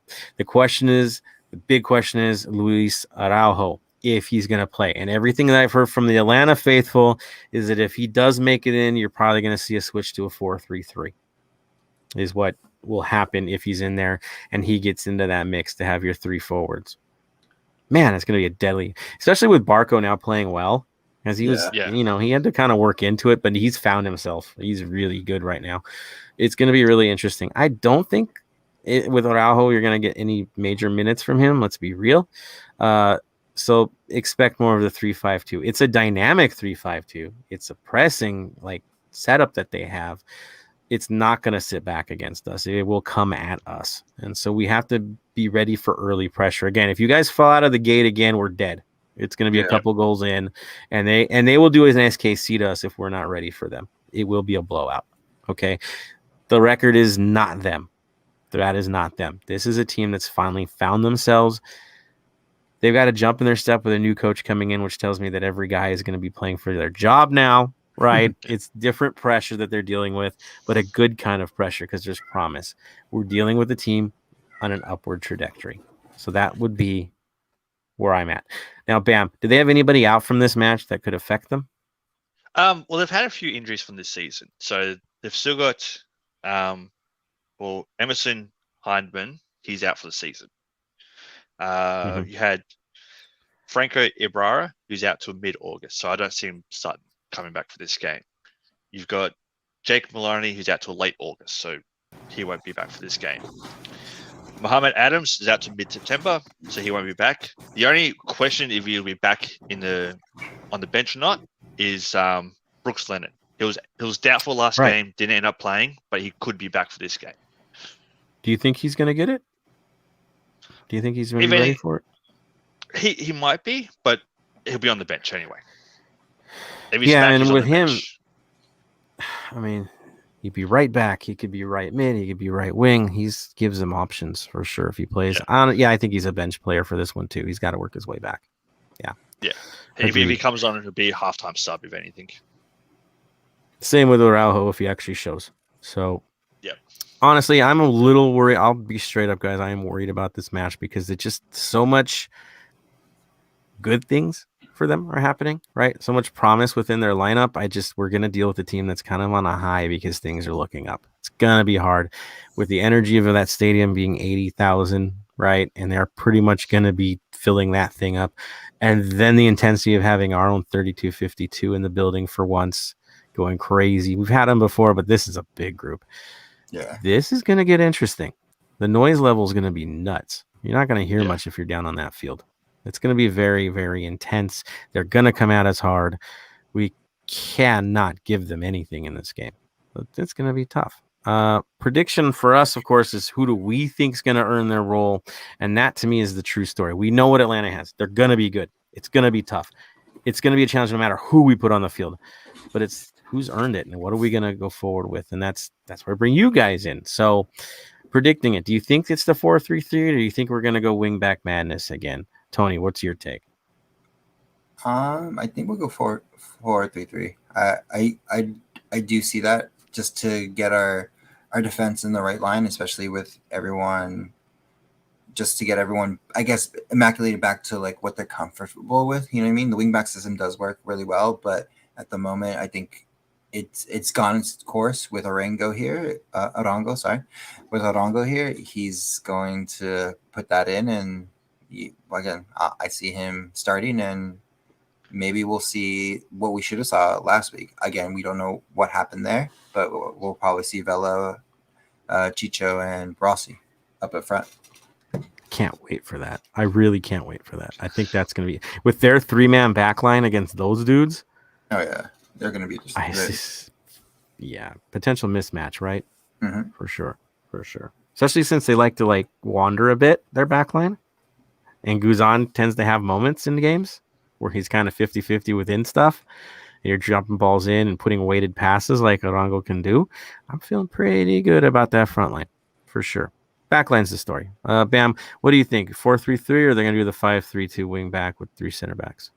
No, I think 4-3-3 is what we're going to do now. We've got the final piece up front now with Arango. So to me, it's a 4-3-3. I hope we start 4. He's earned it. I like it. I'm gonna be in the same camp with you guys, even though I'm still like I like 3 center backs because they drive me nuts otherwise. But to be honest, Bob prefers a 4-3-3. We've just bought players for that. Everything that we've been doing right now has been to build back to that. There is no question. It's going to be the 4-3-3. That's what they want to play. And you now have weapons there. So the front 3, I'm going to predict that, it's going to be Rossi, Vela, and the new boy. I think that it has to be. You paid for it. Rodriguez has not played a starting role at this point. He hasn't earned it. So unseat the man. Let the stars get to work. You have the last 2 leading scorers in the league. Get them to work with a guy that could potentially be the next one at one point in his career. Command scores in bunches. It's fine. Let's do this. So that's good. Midfield becomes another story, and that's where I'm going to ask you guys, what are we going to do with this thing? It's a 3-man. It's not with the 3 center backs behind them, right? So who gets to start? That's going to be the hardest one. Bam, where do you go on your midfield? My 3 midfield.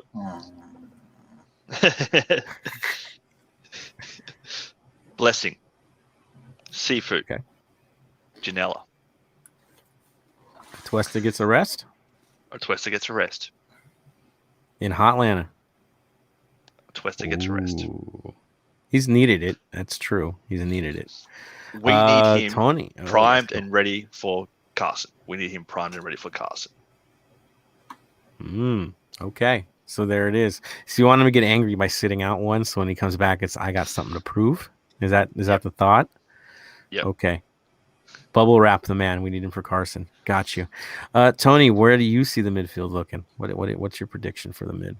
Everything Bam said except Janela. I don't. He hasn't. I love the dude. It could be like just he's not performing to what he should be at the end of the day. You know what I mean? I want to give Atuesta a rest. 100%, he deserves it. He needs it, but Janela's not showing his worth at the moment, and I say he's at the moment like a defensive holding midfielder, which is fine in the later rounds of the match when we need to, but in the beginning we just need to come out the gates hot, and Atuesta is going to be that. There it is. My take on the mid prediction versus what I might want to see in this moment. I think it's Sifu, Atuesta, and Blessing. It's always predictable with Bob. It really is. You kind of know beforehand. It's okay. I think we were off by one guy last time. And it was a shocker, right? But I just think he's going to stick with that. Even though honestly, in a 4-3-3, I just bet Blessing is better. I feel as a super sub in that system. Part of me feels like the one guy that has been putting work, and I think he might be someone we might see. Maybe could be a Duke. Could get minutes in this match. I can see that. Okay, because if you've seen what he's done in Vegas, he's been showing the composure. And even with us, there's been some promise. And people, oh man, at the final, yeah, but he's not been a liability when he's been out there. That's for certain. So maybe something can happen there. But my prediction is the 3 we're used to is what we're gonna see. No surprises there. Backline is where it's like, oh my word, I don't know where we're going with this thing. So, Tony, start this one off. Who do you think starting back there? I'll give Fall. I'll give Moon.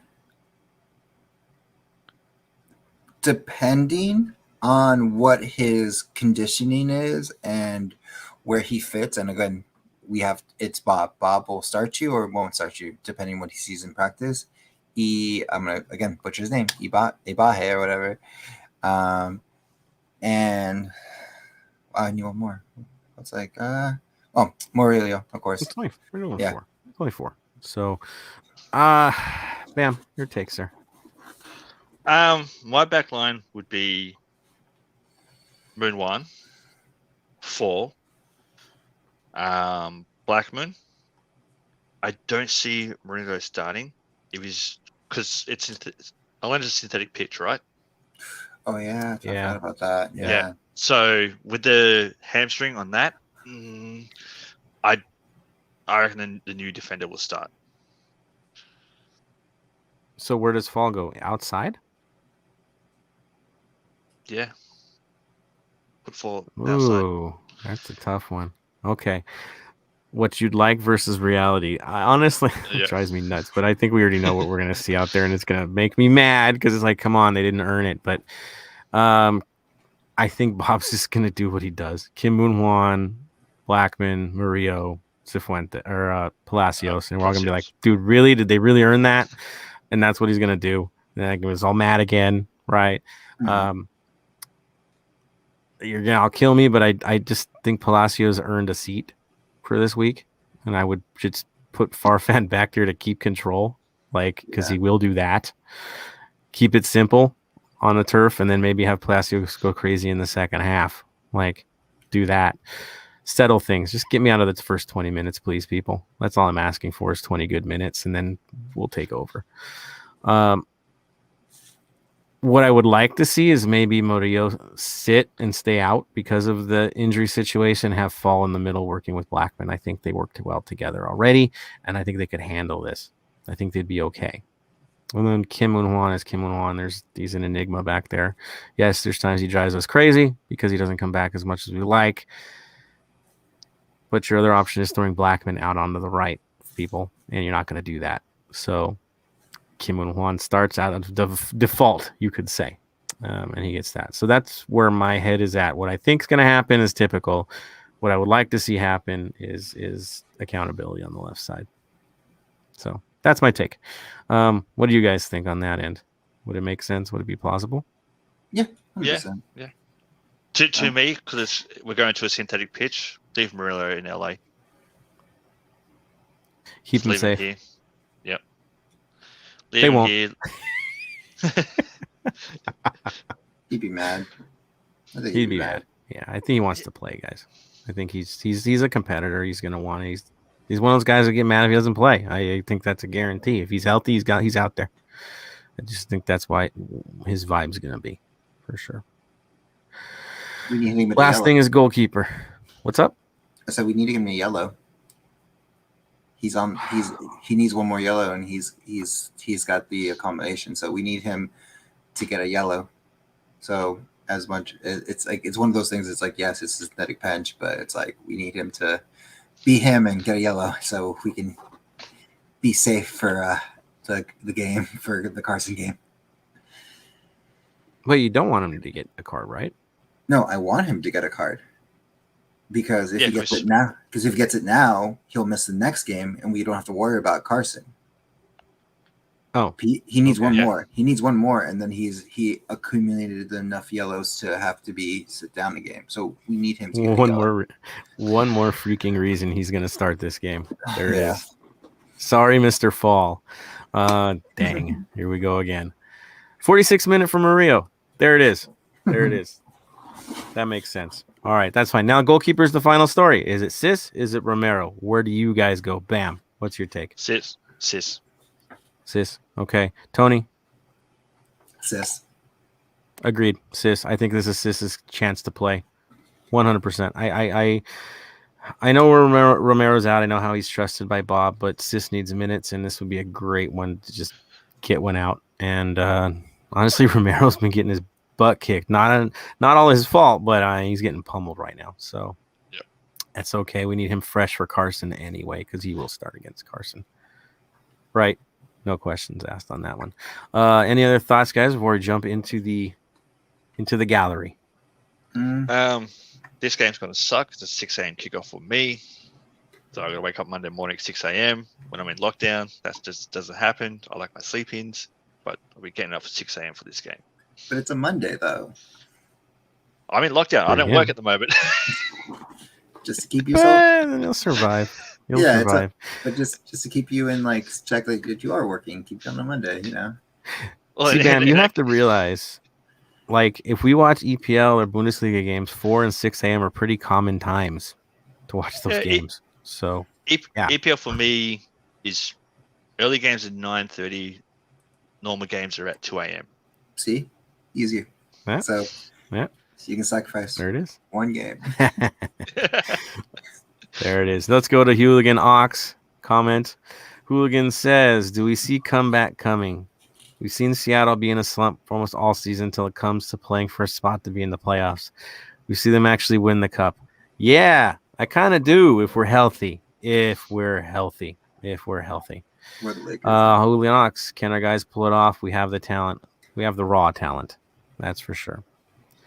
LAFC Lex, and if 29 Vela, 2020 Rosa, 21 Arango are on the field, we will destroy him. That's what I'm saying. Arango's going to find himself in these next few matches. He might really find himself against Carson. And if those three are still on the side, working together, I can't complain. He's the guy we wanted. We wanted Brian to do what he's doing. We didn't get it. Now I got a new guy to do the job. Al Hopkins, he disappeared in CCL, hasn't been the same since getting COVID. Rossi, that is. That was a late one from him, Rossi. Okay.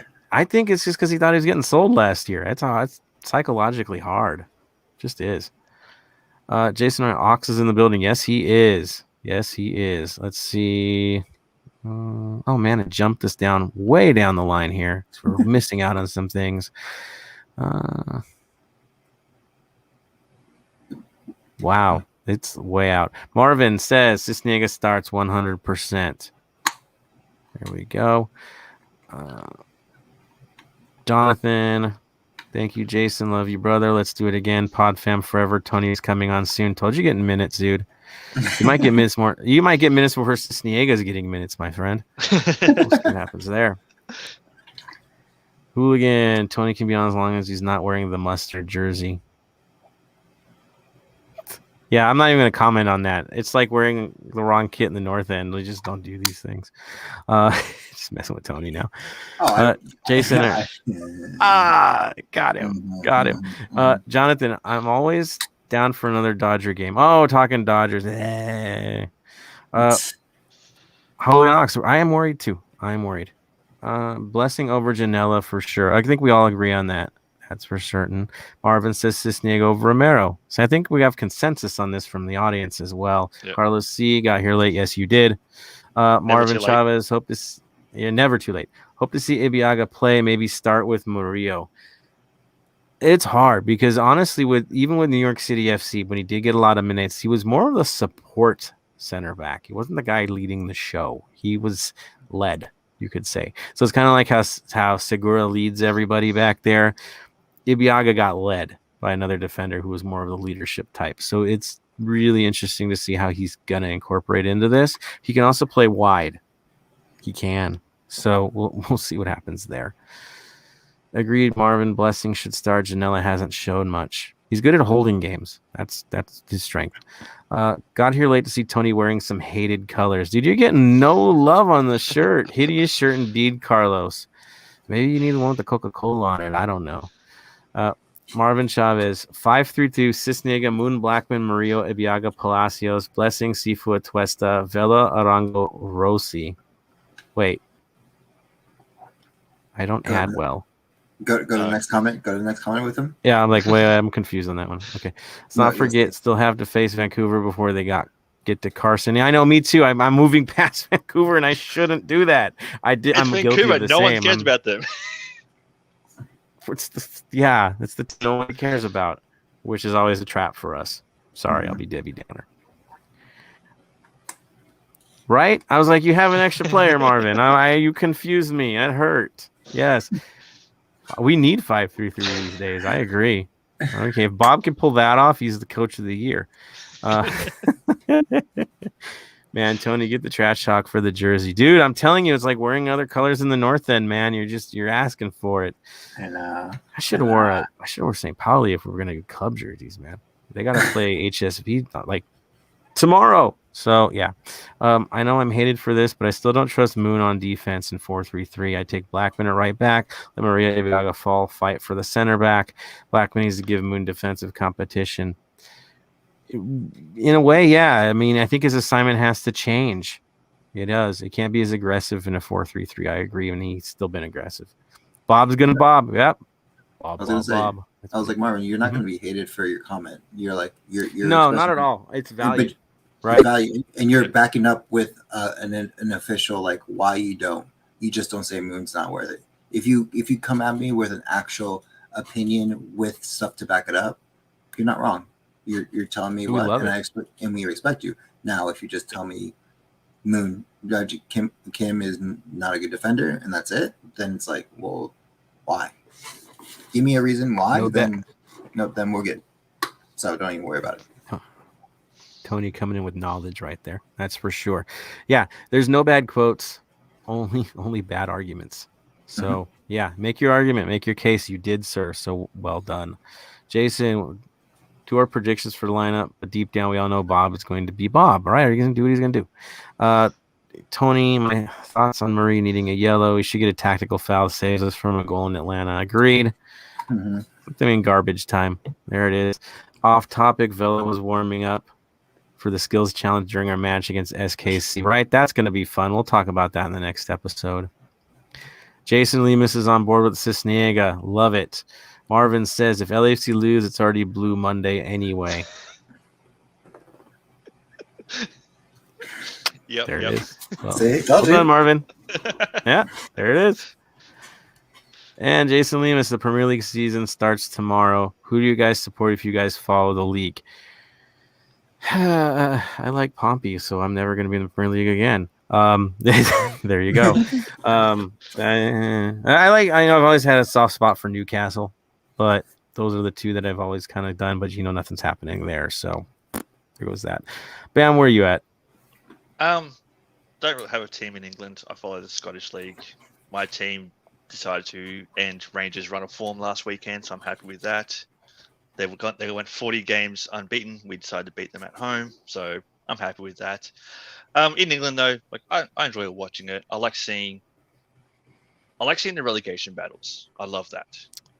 Near the end of the season, when there's 4 teams that could go down, the fights. I love seeing that. Honestly, I get more love out of the Championship than I ever do the Premier League. I do. They're more fun to watch. They're more competitive to me. Not as much bunkering going on. It's football because they're more evenly matched. It's better football for me because the wheels are moving. You go to the Premier League, you have 6 teams that are big clubs and everybody else just kind of there. Arsenal's playing who tomorrow? I don't even know who these guys are. That's how I feel. So it's sad. It's going to be a destruction, even though Arsenal's not even that hot this year. But because of the gulf, right, and budget, you're just going to get a kill. So I kind of like the lower divisions better. That's me.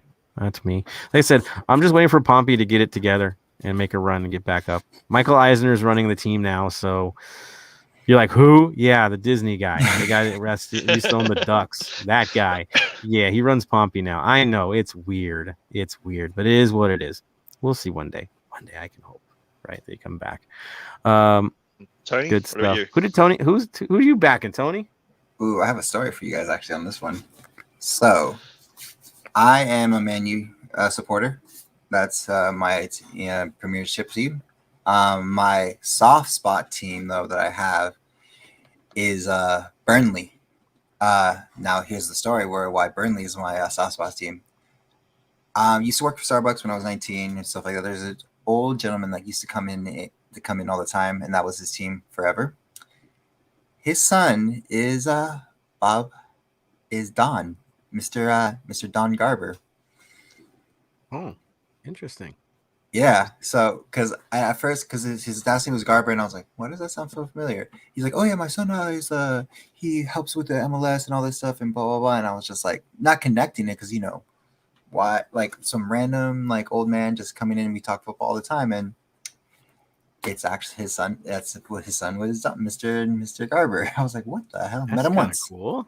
Yeah, so that was That's one of those stories. That's Burnley's always been one of the. And so when they finally got promoted up to him, it was a year before he died, so it was good to see him, and he was so excited. So that's Burnley is my soft spot team, but I'm a Man U United fan for the longest time. Starter club. It's okay. Mm-hmm. I know. Well, again, I'm always mean about that. Yeah. Well, yeah, we can have this conversation. Starter clubs are easier to get into because you don't know history, but now that I have and they actually win. So yeah, that's exactly, good too. So. Yeah, I'll say this: since Pompey's not up there, Newcastle, I don't know what the heck they're gonna do. I will always root for the newly promoted sides. I don't care who the heck they are. If they're newly promoted, I'm always gonna watch and hope. Hope. Especially when it gets to cup time in December where the fields are trash, where they could take out a big team. I love those moments in England. So that's where my head's at. Going forward, and to be fair, Tony, I grew up following Chivas. To be fair, I know that's the same. If I would support my team, the Durango Scorpions, my dad was supposed to get me a shirt when he was up down there, but we're a second division team. So once they get there, then I'll start supporting my hometown club for my family. But America's my whole family grew up around that, so. I understand. Don't worry. Yeah, if we're gonna talk Mexican soccer, I mean, definitely Cruz Azul. I know you're you like the bad luck? Yeah, I like the bad luck. Kind of grew up with the bad luck. It's okay. And then I'm trying to like Mazatlan because that's where the in-laws are from, and I go there all every winter. I'm in Mazatlan, but it's hard because of the backstory, right? We'll get into that later. Yeah, it's hard. We'll have a pot on that one myself. Yeah, so that can be an hour conversation. Hooligan Ox loves Man U. I know. Jonathan, Arsenal invincible again. You heard it here first. Dude, you're not hipster enough to be Arsenal. I'm sorry, man. Wait, he has a beard. He can be Arsenal. It's fine. There it is. Marvin Chavez, here's a thought. Anyone worried about Ibiaga not knowing how to communicate well with Murillo in the back? Concerns, but I'm guaranteeing quick learner. That's what training is for. Yeah. Yeah, and we're really good. We're a bilingual club anyways. The guys, if you're a Spanish speaker, you're learning English. If you're an English speaker, you're learning Spanish. They're active with that within our club to keep communication up. So he'll get his lessons, don't worry.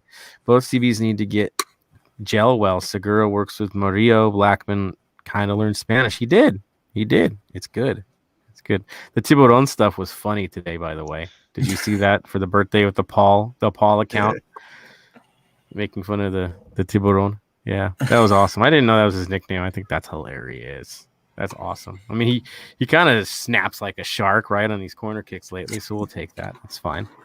Marvin Chavez, love seeing the Premier League to see Arsenal and Manchester United lose, although they've been better. I support Liverpool. My pop supported Liverpool. My grandfather did too, so there's always going to be a soft spot for me with that club. That's for certain. Yeah, it is what it is, but I kind of got enamored with the Pompey madness back in the day. Hooligan Ox, still love you, Jonathan. Always good having that hope for the team. Yeah, I mean, Arsenal should be doing better than they do. Let's be honest. That team's always confounded everyone because of poor performances when they shouldn't have them. I wish well on all you guys. I mean, Highbury was cool when it was Highbury, but now the monstrosity stadiums are what they are. So there it is. Carlos C. I started watching Arsenal when Vela was there. Can't blame you on that. And Jason, you know what's strange? How MLS scheduled the All-Star game and the Derby in the same week. So we're teammates with Carson, and 3 days later, our enemy. Hospital passes, baby. Hospital passes. They shouldn't be on the field at the same time. And I don't want them in the locker room. So there's me. Good stuff, guys. So that's our comments that we have. Thank you, everyone who's thrown it out there. We've gone long again on this episode. It's kind of a thing in these last two episodes. We'll get short again, guys. Don't worry. We'll get back to normal. But, man, we get in these high-level, crazy episodes where there's some hard stuff going on. It's worth it just talking it out. So, and I hope you guys enjoyed that today for sure. So on that note, of course, tradition dictates that someone has to start the final thought of the day. I'm just saying, because he's wearing that shirt, he has to do it. So, Tony, I'm sorry, but if I had a black Heineken shirt to cover up like we do in the North End, I would do that right now, but it's fine. You start, sir. All right. Final thought of the day is love the passion all over just everything. You know what I mean? Again, it's a heated debate between everybody. And again, I don't mind it. Just have context behind it. Don't just say something. Also know where we're at as a club, what division we play in, what everything, 100%. I joked around and say we should just be called LAFC Richmond because of the way we've been playing. But again, love the passion. There's, like I said, I'm not mad at anyone. We're not mad at anyone. Again, you shouldn't be mad at anything as long as you have context and have a good conversation. At the end of the day, we both have passion for this team, and that's why I'm doing it with that. I like it. Again, they have a right. We all have a right. We're paying for this thing. We're building this team. We are the community. You have every right to call it out when it's not right. But if you do it, back it up with something. We love that too. Bam, it is your turn, my man. Final thought. Final thought is Bob in, Bob out. No matter what side of the fence you're on, just remember, end of the day, we're all black and gold. With my team here in Australia, on one of our forums that I'm on, at the moment a coach gets announced or even rumored out, there's always a post up on there, such and such out. So you go through the forums, it's Kevin Muscat out, Ange Postecoglou out. At the moment, it's Tony Popovic, our new coach, out. We haven't played a game with him yet, but there's always a out already. So that's always going to happen. Just remember, end of the day, we're all black and gold. Your opinions are your opinions. That's fine. As long as you come spitting facts, we're happy to listen. We're happy to debate. Right. Not too hateful, right? Keeping it the right way. You're supporting your side, not tearing it down. That's the idea. Players come and go. Coaches come and go. Staff come and go. Club remains. That's That's what matters the most. It's the crest. That's what we all fight for. That's what we all defend. We want what's best for our club, and we have, again, every right to call that out. So for my final thought of the day, again, be constructive with it. Support your side when they need it the most. When it comes to players, they do make mistakes. They're human beings, and they're young. It's not an excuse. That's just reality. We're not paying these guys like $45 million a year like certain players are now getting. No, we got guys making like 80. Okay. There's a quality difference because there's a pay difference. If they're going to put in the work and they're going to battle for your brand, for your club, for your city, back them as best you can. Because if you tear them down, you're not going to help your cause. You're just going to break a player apart.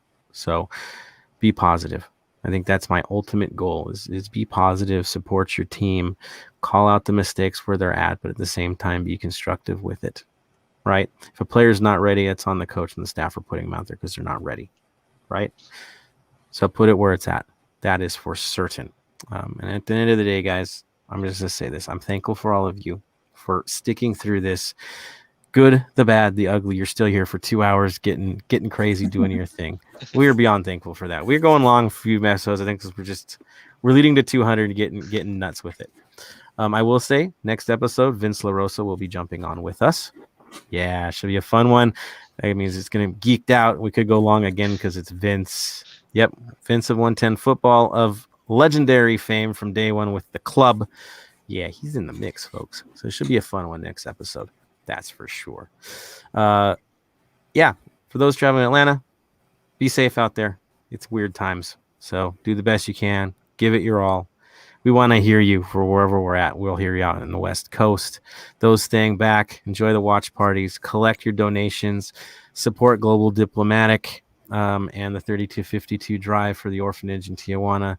Again, there's some kids in some rough points here. We need to help out wherever we can. Any community that's world community is fine, right? Whether it's local, whether it's in TJ, it's humanity that has to win the day. And so on that note, again, thank you all. This is why we're here, and we're beyond thankful. So at that note, I like to run it out with 3 of you gentlemen on 3. What do we always say? Stay golden. Golden.